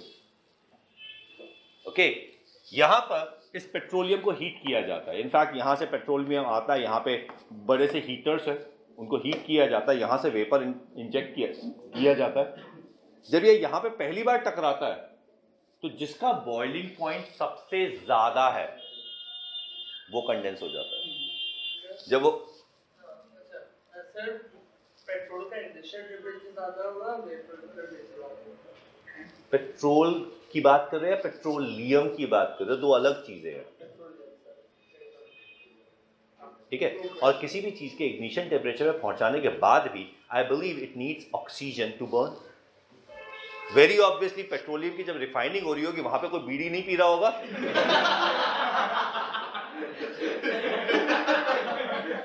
और पेट्रोल की फ्यूम्स वहां पे हाई हेलो करती घूम नहीं रही होगी। You have to take those precautions, isn't it? तो where does the question arise whether the boiling point is higher or ignition temperature is higher? वो अलग बात है कि ignition temperature boiling point से ज्यादा है, ये अलग बात है, वो है ही, क्योंकि पेट्रोल के जितने भी कंपोनेंट्स हैं, they always evaporate first and then they burn. Petroleum components all of them burn with a flame. कोई फ्लेमलेस बर्न नहीं करता, सबकी फ्लेम है। तो फ्लेम, जिस भी चीज की फ्लेम बन रही है उसका मतलब ये है वो इवापोरेट होके बर्न हो रहा है। एंथ्रासाइट कोल की फ्लेम नहीं आती क्योंकि उसमें कुछ इवापोरेट नहीं होता, है ही नहीं उसमें वोलेटाइल कंपोनेंट, वो प्योर कार्बन है। तो कार्बन जब बर्न करता है, अगर डायमंड बर्न किया जाए तो उसकी फ्लेम नहीं आएगी, वो सीधा सीधा बर्न होकर कार्बन डाइऑक्साइड में कन्वर्ट हो जाएगा, फ्लेम नहीं बनेगी। समझ आई बात? Flame is hot gases. तो अब समझ में आ गया कि जितने भी पेट्रोलियम कंपोनेंट्स हैं उन सबका इग्निशन टेम्परेचर उसके बॉइलिंग पॉइंट से तो ज्यादा ही है। Is it clear? ओके, तो यहां पर सबसे पहले जिसका बॉइलिंग पॉइंट सबसे ज्यादा है, that is going to condense and that will be taken out from here. फिर नेक्स्ट कंपोनेंट बाहर, फिर उसके बाद नेक्स्ट कंपोनेंट बाहर, फिर उसके बाद नेक्स्ट कंपोनेंट बाहर, फिर उसके बाद टॉप पे है certain components which do not condense at a normal pressure. Clear? Something like LPG, यहां से एलपीजी निकल आता है। मीथेन पेट्रोलियम में नहीं होता,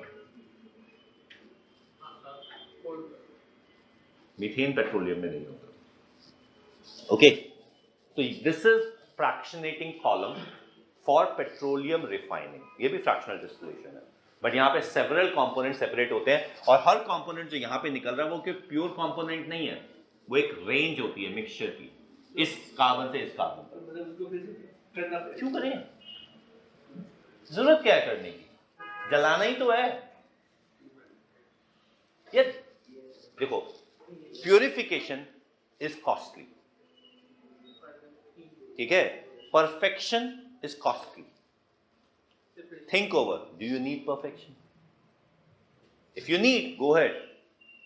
If you don't, forget it. अब जो खाने के लिए जो नमक आता है वो मैं अभी मार्केट में गया था, कितना है, 10 रुपये किलो, 15 रुपये किलो, आज की तारीख में 15 रुपये किलो का रेट है नमक का, ठीक है, 15 रुपीज़ kg। मैं उस टाइम की बात कर रहा हूँ जब खाने का नमक 6 रुपये किलो मिला करता था। उस समय जब हम लैब में एक्सपेरिमेंट कर रहे थे using sodium chloride, then the sodium chloride that we were using was costing 63 rupees half kg। फर्क क्या है? ये खाने का नमक है, इसके अंदर अगर थोड़ा सा मैग्नीशियम क्लोराइड खा लोगे दिक्कत नहीं आएगी, थोड़ा सा पोटेशियम का सॉल्ट होगा कोई प्रॉब्लम नहीं आएगी, सोडियम आयोडेट पोटेशियम आयोडेट इसमें मिक्स किया हुआ है कोई दिक्कत नहीं आ रही। लेकिन अगर लैब के नमक के अंदर सिवाय सोडियम क्लोराइड के कुछ भी हुआ तो एक्सपेरिमेंट गलत हो जाएगा। तो उसके अंदर they charge more to give less purity. Costly है, कितना कॉस्टली हो गया था? 6 से 126 रुपए, 20 टाइम्स कॉस्टली। समझ आई बात? जरूरत है तो करो, ठीक है? Is it clear? So this is what we call as distillation. This is what we call as fractional distillation. Okay? ये एक और separation technique है. Now, we get along with another very famous and a very sophisticated technique, and that technique is called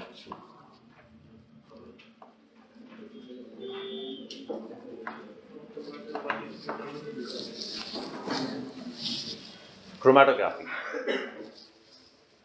जब हम chromatography की बात करते हैं तो chromatography technique is a specific technique. अच्छा, एक बार हमारे प्रोफेसर साहब हमें पढ़ा रहे थे एमएससी के अंदर और उन्होंने बोला कि chromatography is able to separate out the components which have any kind of difference in them. अगर किसी भी दो चीजों में कोई भी डिफरेंस है तो क्रोमैटोग्राफी के थ्रू सेपरेट हो जाएगा। अब मैं तो एक खपती इंसान था, पंगे लेने की आदत थी। अब मैं सीधा पूछा, सर कोई भी, जैसे मैंने बोला ना कोई भी, वो प्रोफेसर था, वो थोड़ा सा इंटेलिजेंट था, तो जैसे ही उसने कहा मैंने कहा कोई भी, तो उसका दिमाग खनक गया कि कुछ और पंगा लेने वाला है।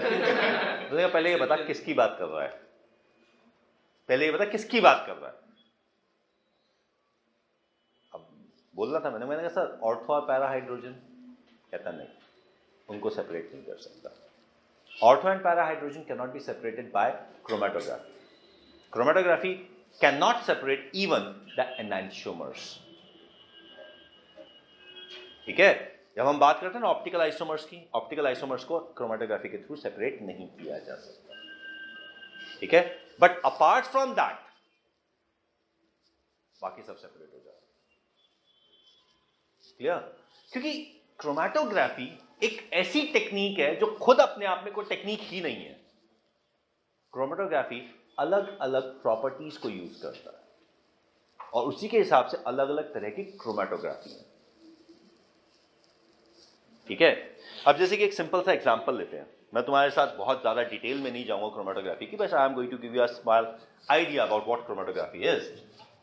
Heard of something called paper chromatography, ठीक है? अब पेपर क्रोमैटोग्राफी का प्रिंसिपल मैं तुम्हें समझा रहा हूं, ओके? बाकी सारे प्रिंसिपल्स बहुत सारे हैं, कम नहीं है, एक बता रहा हूं। पेपर क्रोमैटोग्राफी में क्या होता है कि हमारे पास ये एक फिल्टर पेपर है, एक स्ट्रिप ऑफ फिल्टर पेपर है। Generally it is Whatman filter paper number 1 that is used in chromatography. अब इसमें क्या करते हैं, जिस भी कंपोनेंट्स को हमें सेपरेट करना है उसका एक बहुत छोटा सा स्पॉट यहां लगा दिया जाता है, बहुत छोटा। ये स्पॉट जितना छोटा हो उतना अच्छा। इसको एक बार में नहीं लगाया जाता, इसको लगाते हैं छोड़ देते हैं, इट गेट्स ड्राई कर दिया, फिर इस पे एक और स्पॉट लगाते हैं, टेक केयर किसी पर लगे, फिर ड्राई होने देते हैं। ऐसे 3-4 बार करते हैं सो दैट इस इतने से स्पॉट में कंसंट्रेशन काफी ज्यादा हो जाता है, ठीक है? स्पॉट बड़ा हो गया तो प्रॉब्लम हो जाएगी, इसलिए उसको छोटा रखा जाता है, कई बार में लगाया जाता है, कंसंट्रेशन ज्यादा किया जाता है, स्पॉट का साइज बड़ा नहीं किया जाता, ठीक है? अब इसको एक गैस जार में एनक्लोज करके, गैस जार में एनक्लोज इसलिए कर देते हैं क्योंकि we don't want the solvent to evaporate ही होता रहेगा, फायदा क्या होगा, तो इसलिए इसको गैस जार में एनक्लोज कर देते हैं। नीचे एक पेट्री डिश डाल के,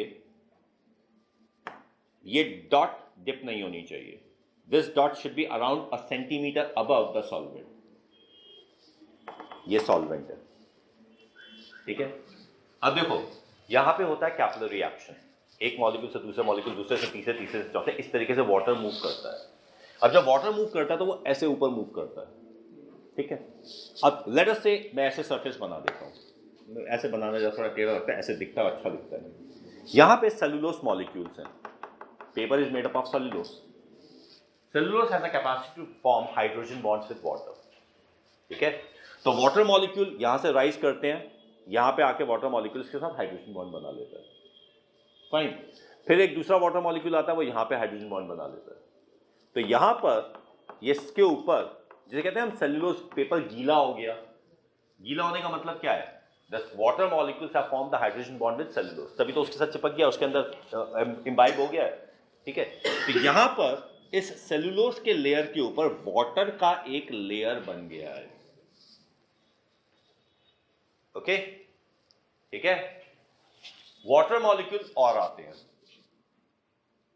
ठीक है।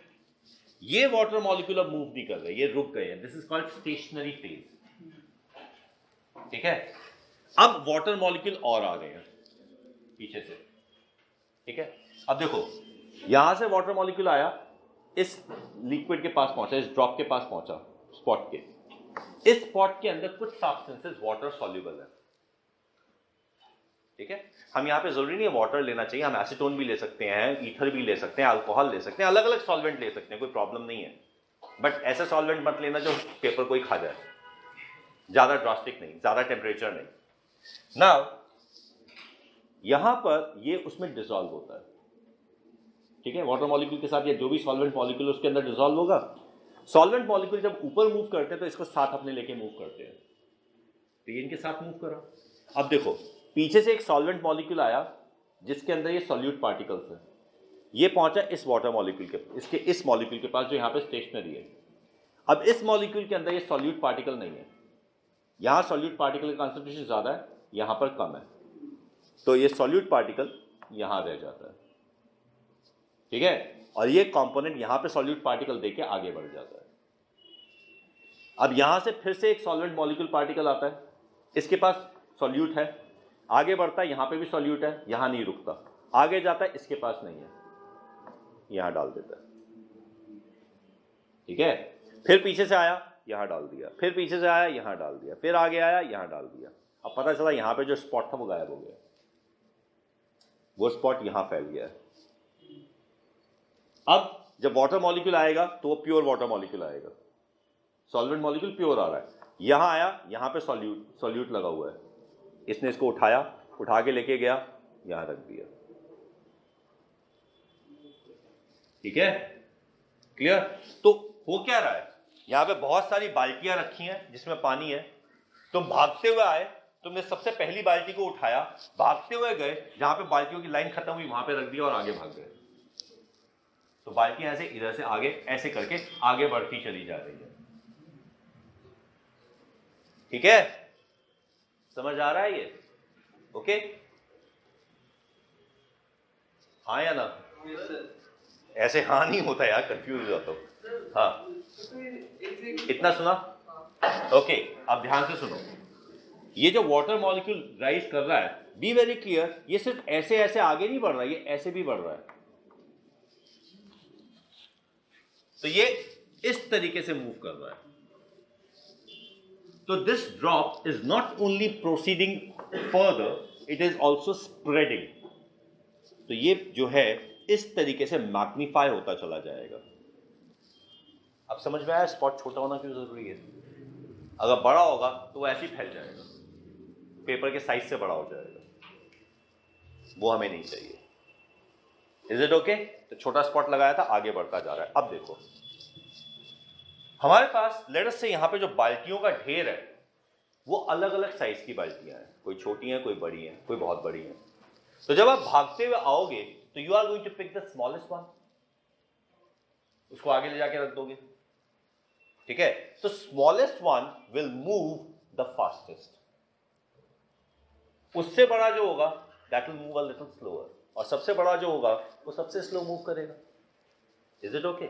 यहां पर जो ये कंपोनेंट्स हैं इन सब की वाटर में सॉल्युबिलिटी या सॉल्वेंट में सॉल्युबिलिटी डिफरेंट है।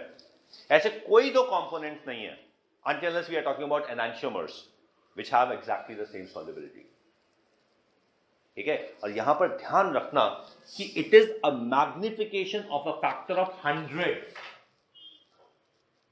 तो अगर किसी की सॉल्युबिलिटी में 1/1000 का भी गैप होगा तो वो सेपरेट हो जाएगा।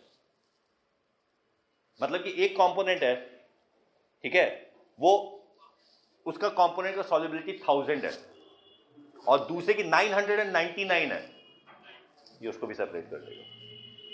क्योंकि देखो ना, ये जो स्पॉट था वो कितना छोटा था, it was less than a millimetre, ठीक है। और यहां पे ये इंपॉर्टेंट हो जाता है कि तुम कितना छोटा लगाते हो। जितना बड़ा लगाओगे सेपरेशन उतना डिफिकल्ट हो जाएगा, क्योंकि उसी हिसाब से मैग्नीफाई होना है। Is it clear? ठीक है, so these components will separate on the basis of the difference in their solubility. Is it clear? बताया था ना, क्रोमेटोग्राफी अपनी कोई टेक्निक नहीं है, क्रोमेटोग्राफी सिर्फ सरफेस प्रोवाइड करता है। Separation is on a different criteria. कहीं पे जैसे हमने बोला सॉल्युबिलिटी क्राइटेरिया, कहीं पे कॉम्प्लेक्सेशन क्राइटेरिया, कुछ सब्सटेंस कॉम्प्लेक्स बना लेते हैं, ठीक है। कहीं पर हमारे पास जो सॉल्यूट हमने यहां पे यूज किया है, हम यही अलग अलग यूज कर लेते हैं। हमें लगता है कि एक कंपोनेंट, जैसे मान लीजिए हमारे पास है lithium chloride, sodium chloride, potassium chloride, clear, इन तीनों को सेपरेट करना है। अब कैसे करें? सिंपल सा तरीका, हमें पता है lithium chloride is soluble in toluene, potassium and sodium chloride are not. तो हम पहले यहां पे जो कंपोनेंट सॉल्वेंट लिया टोल्यूइन ले लेंगे, sodium chloride, potassium chloride move ही नहीं करेंगे, लिथियम क्लोराइड ही मूव करेगा। Is it clear? So this is the process called chromatography. तो हम कोई भी जो दोनों चीजों के बीच में जो भी डिफरेंस है, उसी डिफरेंस को यूज करके इन्हें सेपरेट कर देते हैं, ठीक है। अब देखो, जिस तरीके से हमारे पास फिजिकल प्रॉपर्टीज आती है, melting point, boiling point, density, refractive index, optical rotation, बिल्कुल उसी तरीके से ये जो टेंडेंसी टू मूव है वो भी एक फिजिकल प्रॉपर्टी है, एक स्टैंडर्ड फिजिकल प्रॉपर्टी। अगर मान लीजिए आप ग्लूकोज और फ्रक्टोज की बात करें, तो अगर पानी में डाला जाए तो ग्लूकोज और फ्रक्टोज एक पॉइंट पे स्पॉट नहीं बनाएंगे, उनके स्पॉट्स भी डिफरेंट हो जाएंगे, ठीक है। The distance travelled by a spot of glucose with respect to the distance travelled by water gives a fraction called RF. This is representative fraction. ये जो RF वैल्यू है वो हर सॉल्यूट के लिए डिफरेंट है। तो RF वैल्यू के basis पर हम इन कंपोनेंट्स को डिफरेंशिएट कर लेते हैं। You can use chromatography for the identification कि इसमें क्या है, क्योंकि RF वैल्यू फिक्स है। आप RF वैल्यू निकालिए और बुक में देख लीजिए किसकी RF वैल्यू से मैच कर रहा है। जैसे मेल्टिंग पॉइंट, बॉइलिंग पॉइंट आप बुक में देख के पता कर लेंगे, ओके। या फिर अगर आपने कॉलम यूज कर लिया तो you can use it as separation technique. तो क्रोमेटोग्राफी दोनों में क्वालिफाई कर जाता है, क्वांटिटेटिव में भी और क्वालिटेटिव में भी। Is it okay? Sir, chromatography में सिर्फ जो की सॉल्युबिलिटी है उसका डिफरेंस होना जरूरी नहीं है? कुछ भी प्रॉपर्टी हो सकती है।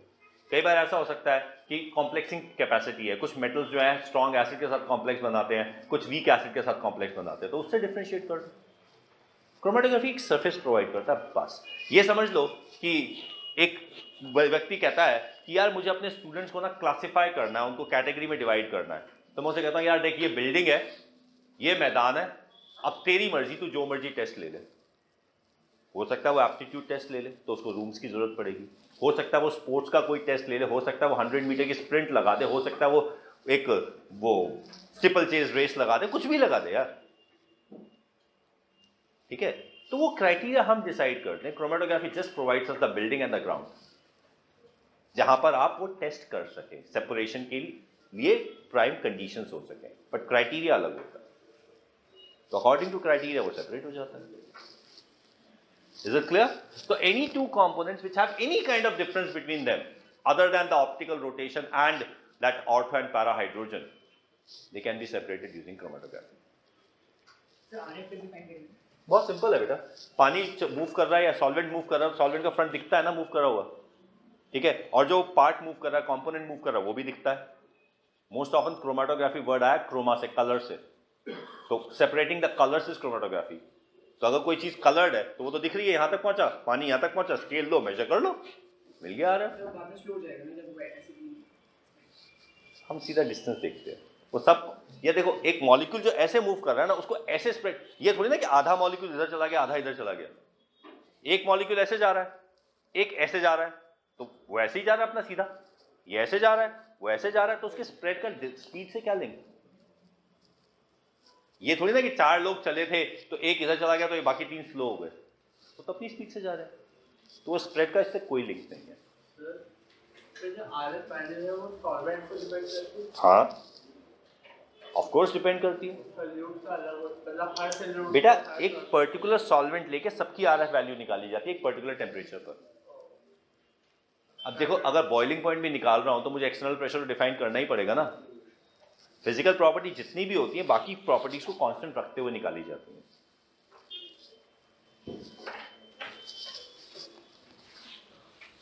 Clear? Now these were the separation techniques. यही है ना बुक में, और तो कुछ नहीं है। अच्छा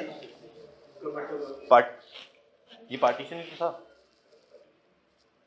बुक में, लिखा है ना पार्टीशन क्रोमेटोग्राफी का एनसीईआरटी में, ये भी लिखा है। ओके बता देता हूं, रुक जा बुक देख, अब जो जो बुक में है वो बताता चला जाता हूं।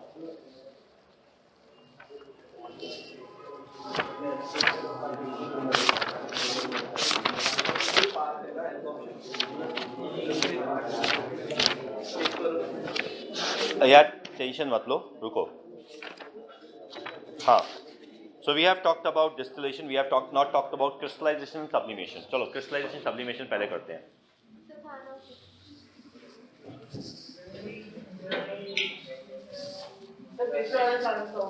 बेटा एक ही होता है, पीछे वाले नहीं फैन ज्यादा हो जाते हैं। रुक जा। Okay let's talk about something called, अब देखो हमने डिस्टिलेशन की बात की, let's talk about something called sublimation. Sublimation उन सब्सटेंसेस के लिए है which convert into vapor phase without undergoing the liquefaction. कोई चीज सब्लाइम क्यों होती है वो अभी नहीं समझा रहा, but there are certain substances which can be separated by sublimation. जैसे कि हमारे पास कुछ components हैं, ध्यान रखना उनके नाम। There is something called camphor, iodine, aluminium chloride. Now these are the substances which simply sublime. ये evaporate हो जाते हैं without turning into a liquid. तो अगर आपसे कोई कहता है कि any of these is to be separated from sodium chloride या potassium chloride या calcium oxide, अगर इनसे इसको separate करना है then the answer would be sublimation. Okay? ठीक है। सब्लिमेशन करने का एक बहुत सिंपल सा तरीका होता है। ये हमारे पास चाइना डिश है, इस चाइना डिश के ऊपर ऐसे उल्टा फनल लगा देते हैं।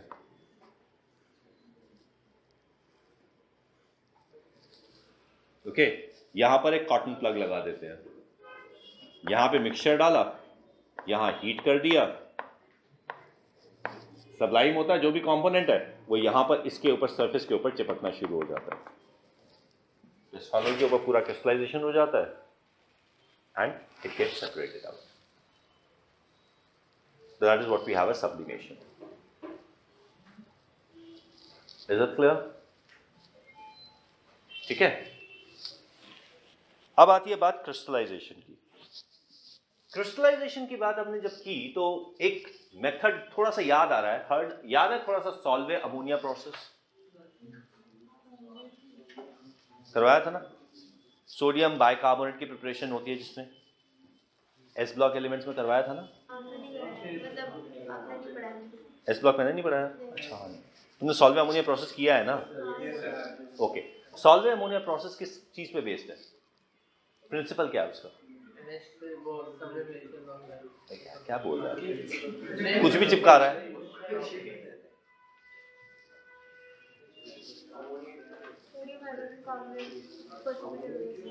सोडियम,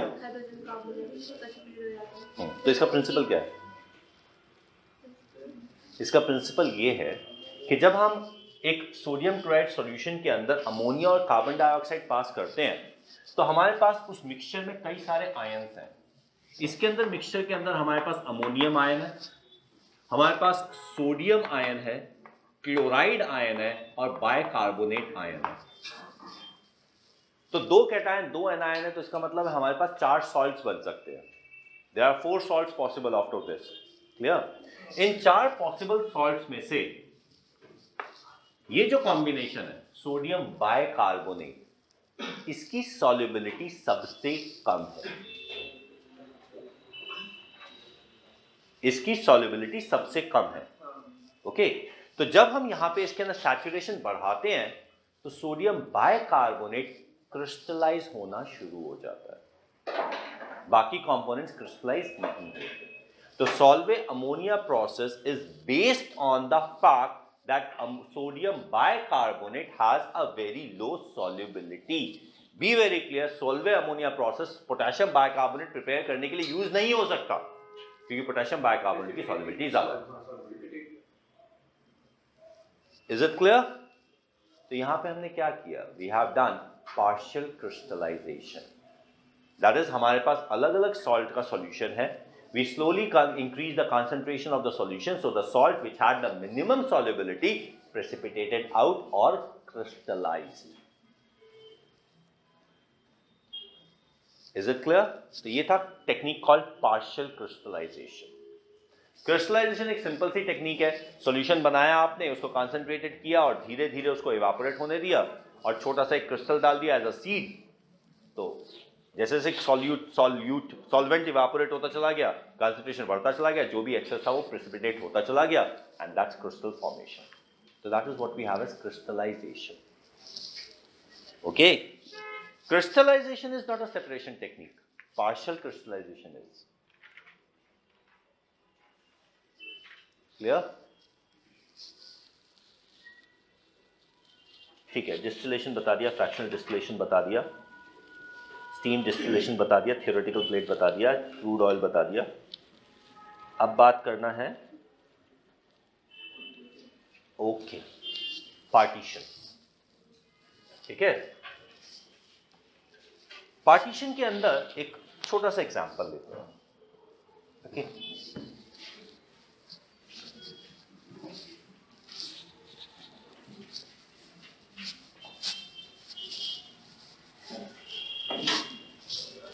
हमारे पास ये कंटेनर है और इस कंटेनर के अंदर यहां पर हमारे पास है कार्बन डाइसल्फाइड।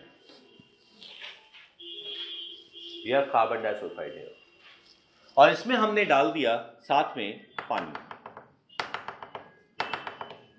ये पानी है।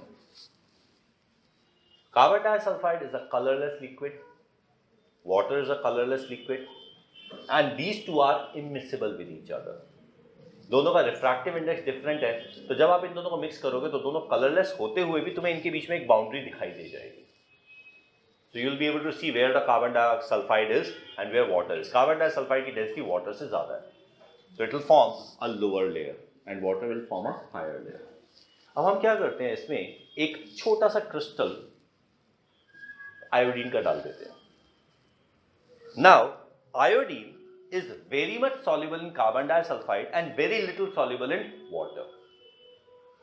ठीक है, पर ये मत कहना कि ये आयोडीन पानी में बिल्कुल भी डिसॉल्व नहीं होगा, थोड़ा सा डिसॉल्व होता है, बहुत कम होता है लेकिन होता है। ओके, तो यहां पर वाटर के अंदर एक पेल वायलेट कलर आएगा, बहुत ही पेल सा, जिसको तुम मिस भी कर सकते हो, लेकिन ये प्रॉपरली वायलेट हो जाएगा। ओके, अब the concentration of iodine in carbon disulfide divided by the concentration of iodine in water has nothing to do with the amount of water, has nothing to do with the amount of carbon disulfide. What it has to do with is concentration. Clear? ये concentration, ये जो ratio आता है, that is 600. यानी कि the solubility of iodine in carbon disulfide is 600 times the solubility of iodine in water. If you take the same amount of water and carbon disulfide, then the amount of iodine in carbon disulfide is 600 times that of water. Is it clear? ये जो ratio है, this is called partition coefficient या distribution coefficient. ये distribution coefficient constant है हर solvent system के लिए. जो दो कंपोनेंट हैं और जो सॉल्यूट डाला है उसके लिए डिस्ट्रीब्यूशन कोएफिशिएंट कांस्टेंट है. Is it clear? ठीक है, ओके, समझ आ गई ये बात. अब देखो इसको यूज कैसे करते हैं. लेट अस से हम बात करते हैं कुछ एसेंशियल ऑयल्स की, जैसे फ्लावर्स में से we are taking out scent. अब सेंट जो है दैट्स एसेंशियल ऑयल. अब किसी भी फूल के अंदर अगर हम सेंट की बात करें तो वो बहुत माइन्यूट क्वांटिटी में होती है, बहुत ज्यादा नहीं होती. और अगर हम उसको क्रश कर दें, then if it is crushed we are going to get huge amount of water and a very small amount of that scent. अब उस सेंट को सेपरेट कैसे करें? सेपरेट करने के लिए क्या करेंगे? डिस्टिलेशन करेंगे. पता चलेगा इतना कम अमाउंट है कि पानी के साथ ही बार बार डिस्टिल होता चला जाएगा और वेस्ट होता चला जाएगा, because these are volatile components. तभी तो वो सेंट आती है, क्योंकि वो इवापोरेट होती है. तो करते क्या है, जो खूब सारा पानी लिया है ना, उस खूब सारे पानी के अंदर एक थोड़ा सा अमाउंट ईथर का डाल देते हैं. The solubility of these scents, these essential oils in ether is 1000 times that of water. यानी कि जितना वो 1 लीटर पानी में डिसॉल्व हुआ है उतना वो 1 मिलीलीटर ईथर में डिसॉल्व हो जाएगा. लेट अस से हम 10 मिलीलीटर ईथर डाल देते हैं. अगर 10 मिलीलीटर ईथर डाल देंगे तो वो पानी के अंदर ऑलमोस्ट छोड़ेगा ही नहीं, उसको निकाल देगा. अब 1000 मिलीलीटर पानी को डिस्टिल करने की कंपैरिजन में 10 मिलीलीटर ईथर को डिस्टिल करना कितना आसान है. This is called solvent extraction. ठीक है, and this is dependent on partition coefficient. कि ऑर्गेनिक सॉल्वेंट में इसकी solubility कहीं ज्यादा है as compared to the aqueous medium, and organic and aqueous medium do not mix with each other. तो साथ रख के उसको अच्छी तरह शेक करते हैं, छोटा सा ऑर्गेनिक लेयर बन जाता है. उस ऑर्गेनिक लेयर को डिस्ट्रीब्यूशन करके वो जो फनल है हमारा डिस्ट्रीब्यूशन फनल, ठीक है, सेपरेट कर देते हैं. सर, हाँ जी. ये I2CH2 में कौन सा ग्रेड होता है? वायलेट. वायलेट. और ऊपर पेल येलो ना? पेल वायलेट. वायलेट ही रहेगा, चेंज क्यों हो जाएगा कलर?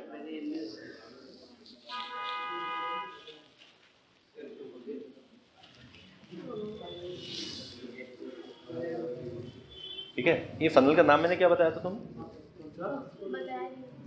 उस फनल का जिसके अंदर 5 सेपरेट करते हैं, सेपरेटिंग फनल.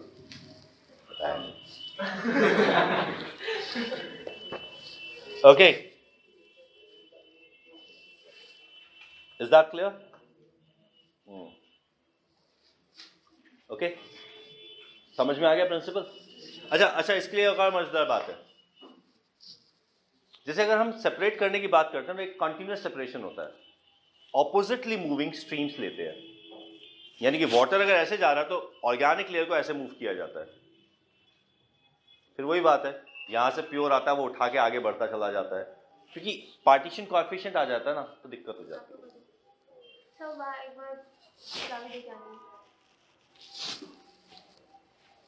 ठीक है, okay. So that was thing. अब क्रोमेटोग्राफी की जब हम बात कर रहे हैं,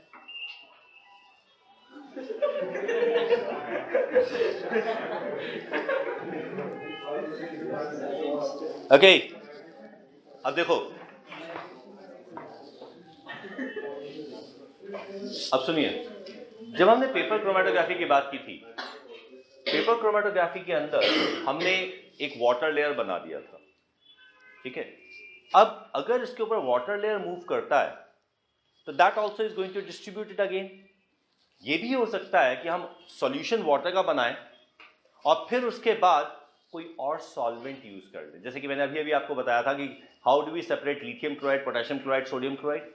पहले पानी में डाला, पॉइंट बनाया, फिर उसके बाद हमने टॉल्यूइन यूज कर लिया. That was partition. Water layer and toluene layer में सेपरेट होता चला गया. क्लियर? फिर आता है एड्सॉर्प्शन. एड्सॉर्प्शन क्रोमेटोग्राफी में कोई खास बड़ी चीज नहीं है. बात सिर्फ इतना है कि यहां पर जो हमने लेयर बनाया था, ये ग्लास प्लेट लेके उसके ऊपर एक थिन सिलिका जेल का लेयर बना देते हैं. सिलिका जेल बताया था ना. SiCl4 को अगर हाइड्रोलाइज कर देते हैं तो वो SiO2 का बहुत फाइन पाउडर बना देता है, वो कहलाता है सिलिका जेल, उसका एक लेयर बना दिया। अब वो लेयर सिलिकेट कराया था, सिलिकेट में ये भी बताया था SiCl4 आसानी से हाइड्रोलाइज होता है, सिलिकॉन बताया था, उसमें बताया था सिलिका जेल। अच्छा ये भी मैंने नहीं कराया कि वो टिश्यू का हाँ ओके ठीक है। अच्छा सुनो, छोड़ो छोड़ो छोड़ो छोड़ो उसको। ये जो सिलिका का पार्टिकल है ना, उसका सरफेस काफी बड़ा है, and therefore it allows the substances to stick to it. Which is sticking of the substances, that is termed as adsorption. Okay? अब देखो हर सब्सटेंस की अलग प्रॉपर्टी होती है एड्सॉर्ब होने की, हर सब्सटेंस एड्सॉर्ब नहीं हो जाता। तो जिसकी प्रॉपर्टी जितनी ज्यादा एड्सॉर्ब होने की वो उतना ज्यादा स्टिक करेगा और बाकी चीजें आगे मूव करती चली जाएंगी। तो यहाँ पे we are differentiating on the basis of the adsorption capacity, तो that is termed as adsorption chromatography. Sir किसका होता है, चिपकता है उसका होता है कि जो पार्टिकल्स स्टिक करते हैं? बेटा देखो सरफेस एक कॉमन है, पूरा का पूरा सरफेस एक ही चीज का बना हुआ है, ठीक है। हमारे पास सॉल्वेंट के अंदर से सॉल्वेंट के साथ पार्टिकल्स मूव कर रहे हैं। अब कुछ पार्टिकल्स की affinity for the surface high है, कुछ पार्टिकल्स की affinity for the solvent high है। तो जिनकी सरफेस के लिए एफिनिटी है वो रुक जाएंगे, जिनकी सॉल्वेंट के लिए वो आगे मूव कर जाएंगे, सेपरेट हो गया, ठीक है। यहाँ पे एड्सॉर्ब हो रहे हैं तो it is called adsorption chromatography. और एड्सॉर्प्शन क्रोमेटोग्राफी के अंदर ही हम क्या करते हैं कि ये तो पेपर क्रोमेटोग्राफी या थिन लेयर क्रोमेटोग्राफी जब हम करते हैं तो this is more like identifying techniques, क्योंकि छोटे छोटे स्पॉट्स मिलते हैं। अब आइडेंटिफाई करने के बाद एक बड़ा सा कॉलम बना देते हैं, ठीक है, इसे कहते हैं क्रोमेटोग्राफिक कॉलम। इसके अंदर खूब सारा मटेरियल भर देते हैं। अब सिलिका जेल भर लो या एल्यूमिनियम ऑक्साइड भर लो, कैल्शियम सल्फेट भर लो, depending on what you want to separate. फिर उसके बाद यहां पे सॉल्यूशन डालो, वो सॉल्यूशन यहां पे भर जाएगा, क्लियर। अब इसके बाद ऊपर से सॉल्वेंट डालो, सॉल्वेंट इसको आगे निकालता चला जाएगा, जैसे ये थिन लेयर पे हो रहा था वैसे ही यहां होगा, बट अब यहां पे बल्क में हो जाएगा। तो this is a separation technique. ये क्वांटिटी में सेपरेट कर देता है, ये क्वालिटी है, बताता है क्या है, ये उसको सेपरेट कर देता है। तो क्रोमेटोग्राफी मैंने बोला था ना, it can be used as quantitative as well as qualitative. तो column chromatography is a separation technique, paper chromatography, thin layer chromatography is a identification technique. Is it clear? बता रखा है इन्होंने thin layer chromatography, RF value भी बता रखा है, partition भी हो गया। हाँ इस कॉलम के अंदर क्या डालें? कुछ भी डाल दो, बहुत सारी चीजें डाल सकते हो। तुम्हें ज्यादा बात है क्रश करके फिल्टर पेपर डाल दो, ठीक है। ऐसा कोई भी सब्सटेंस, कोई भी ऐसा सब्सटेंस जो ये पार्टिकल जो मूव कर रहे हैं उनको डिफरेंशियल रेजिस्टेंस ऑफर करे, ठीक है, जिसके ऊपर इनकी स्टिकिंग की कैपेसिटी डिफरेंट हो, ठीक है। अब ये तो वो बात है जब आपने पूछा ना मटेरियल क्या है, तो इट इज समथिंग लाइक कि you are making the people run on turf, यानी कि सिंथेटिक टर्फ पे आप दौड़ा रहे हो लोगों को, या तुम क्ले के मैदान में दौड़ा रहे हो, या तुम उसको रेत में दौड़ा रहे हो, या तुम वहां पे पानी हल्का सा डाल के उस पर दौड़ा रहे हो, तो वो तो ठीक है, किसी पे भी दौड़ा लो, डिफरेंशिएट ही तो करना है, तो वो है मटेरियल। Is it clear? चलो ये हमने कर लिया, क्रोमेटोग्राफी भी मैंने आपको बता दिया, सारी की सारी चीजें। ये बताइए एनसीईआरटी वाले क्या करते हैं, नाम सब चीजों के रख देते हैं, लिख देते हैं, एक्सप्लेन एक भी नहीं करते। अब नाम के हिसाब से एक्सप्लेनेशन करते चले जाओ।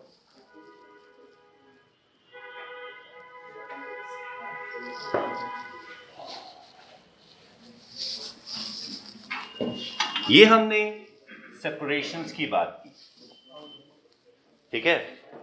अब हम चलते हैं आइडेंटिफिकेशन पर। देखो भाई लोगों, हो गया यार, 5 मिनट रह गए हैं, कुछ चीजें कर लें ना।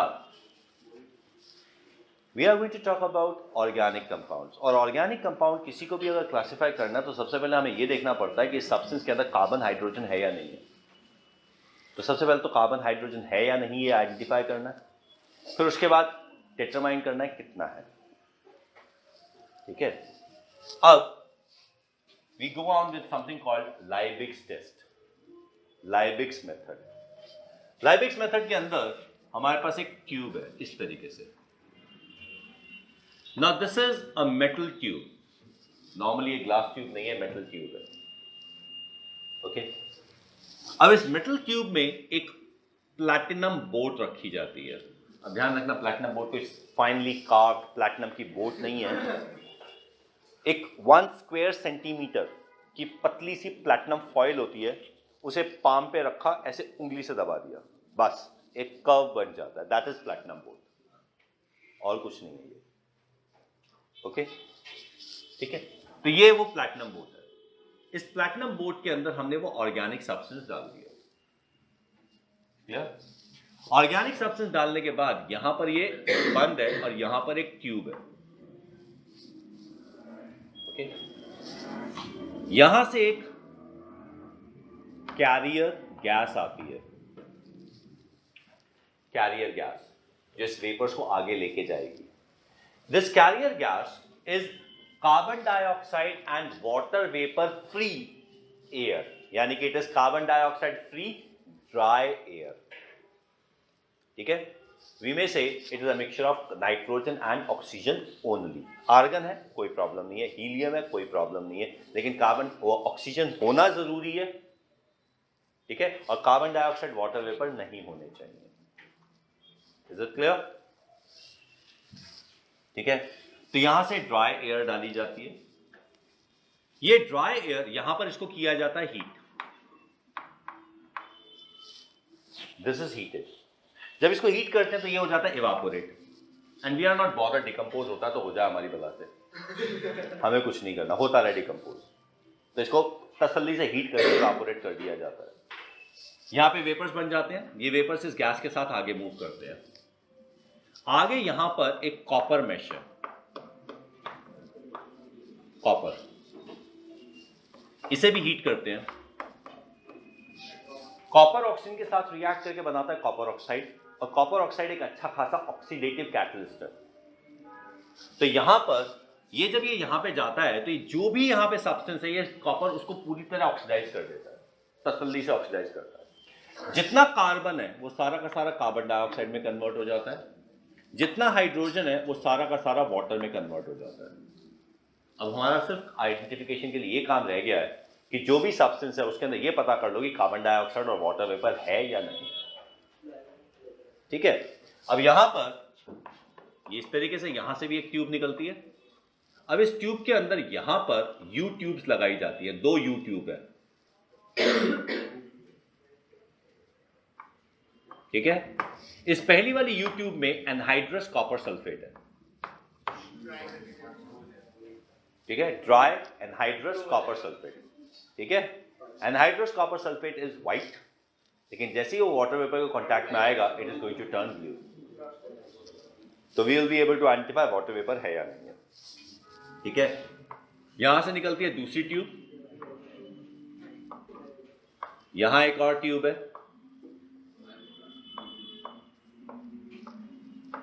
ठीक है।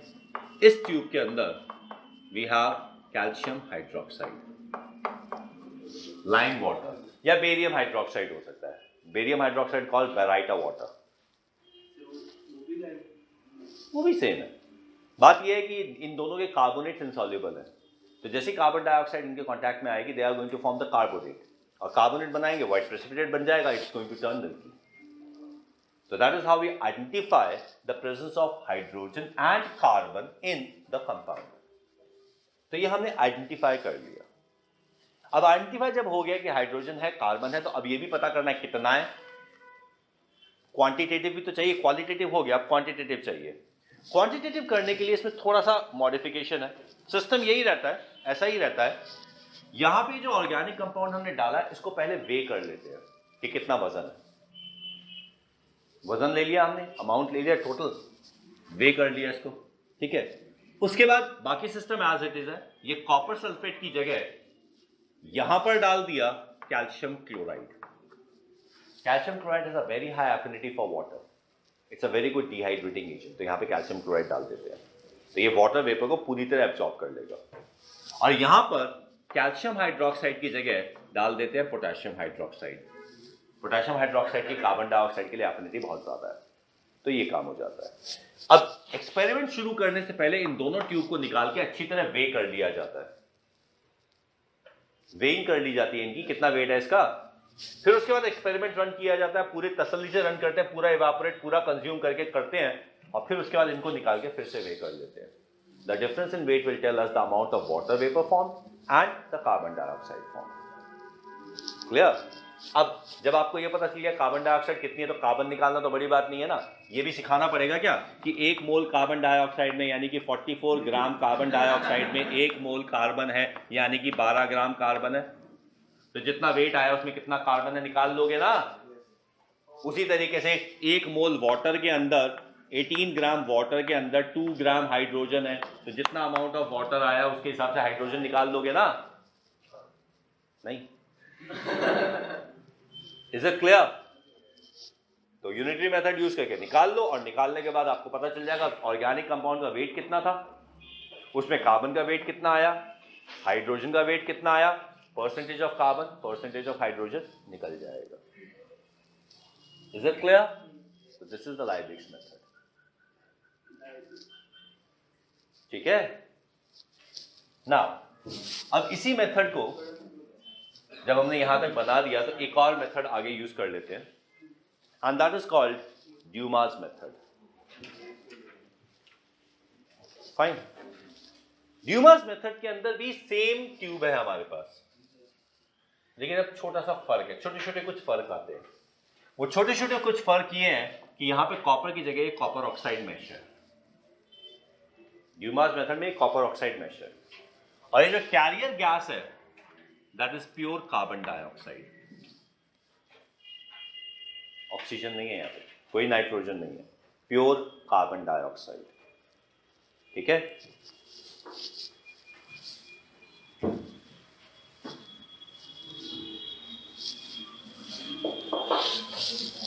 यहां से ये ट्यूब ऐसे आती है, यहां पे एक बी हाइव शेल्फ है। ये बी हाइव शेल्फ इसलिए कहलाता है, आपने देखा तो होगा नहीं, ये शेल्फ इस तरीके का होता है, एक पीस होता है, उसके अंदर जो बॉक्सेस बने होते हैं ना, जो छेद होते हैं, दे आर हेक्सागोनल। तो बी हाइव के जैसे वो सेल्स होते हैं उस तरीके से वो बने होते हैं, तो that's why it is termed as beehive shelf. इस बी हाइव शेल्फ के ऊपर एक गैस जार है,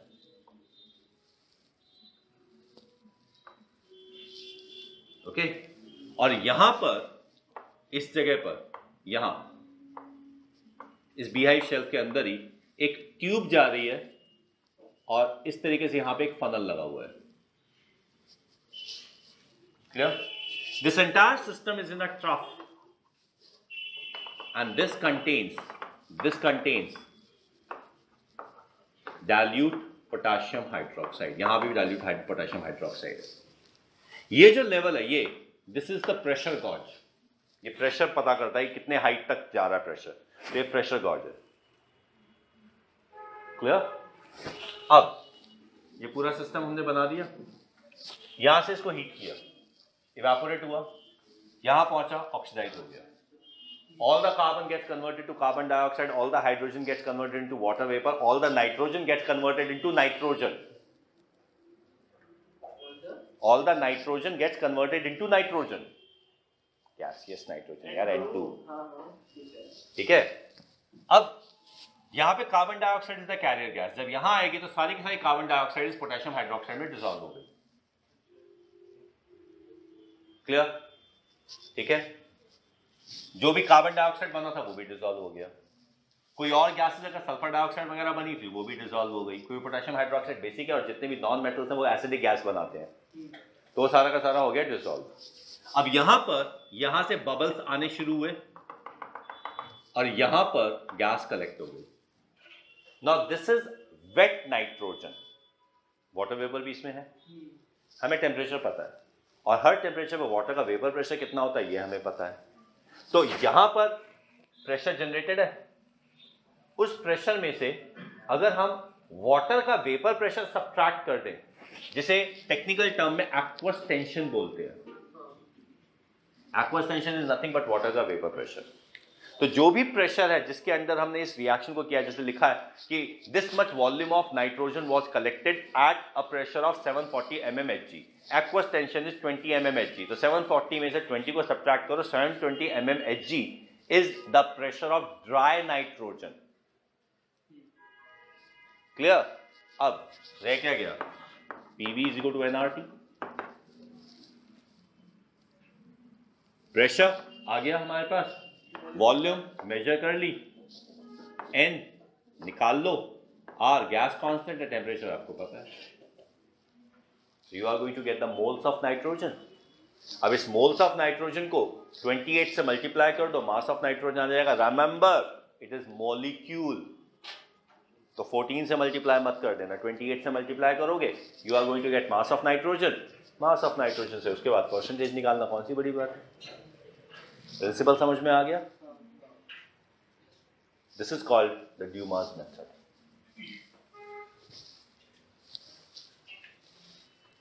ठीक है? So that is how we estimate nitrogen.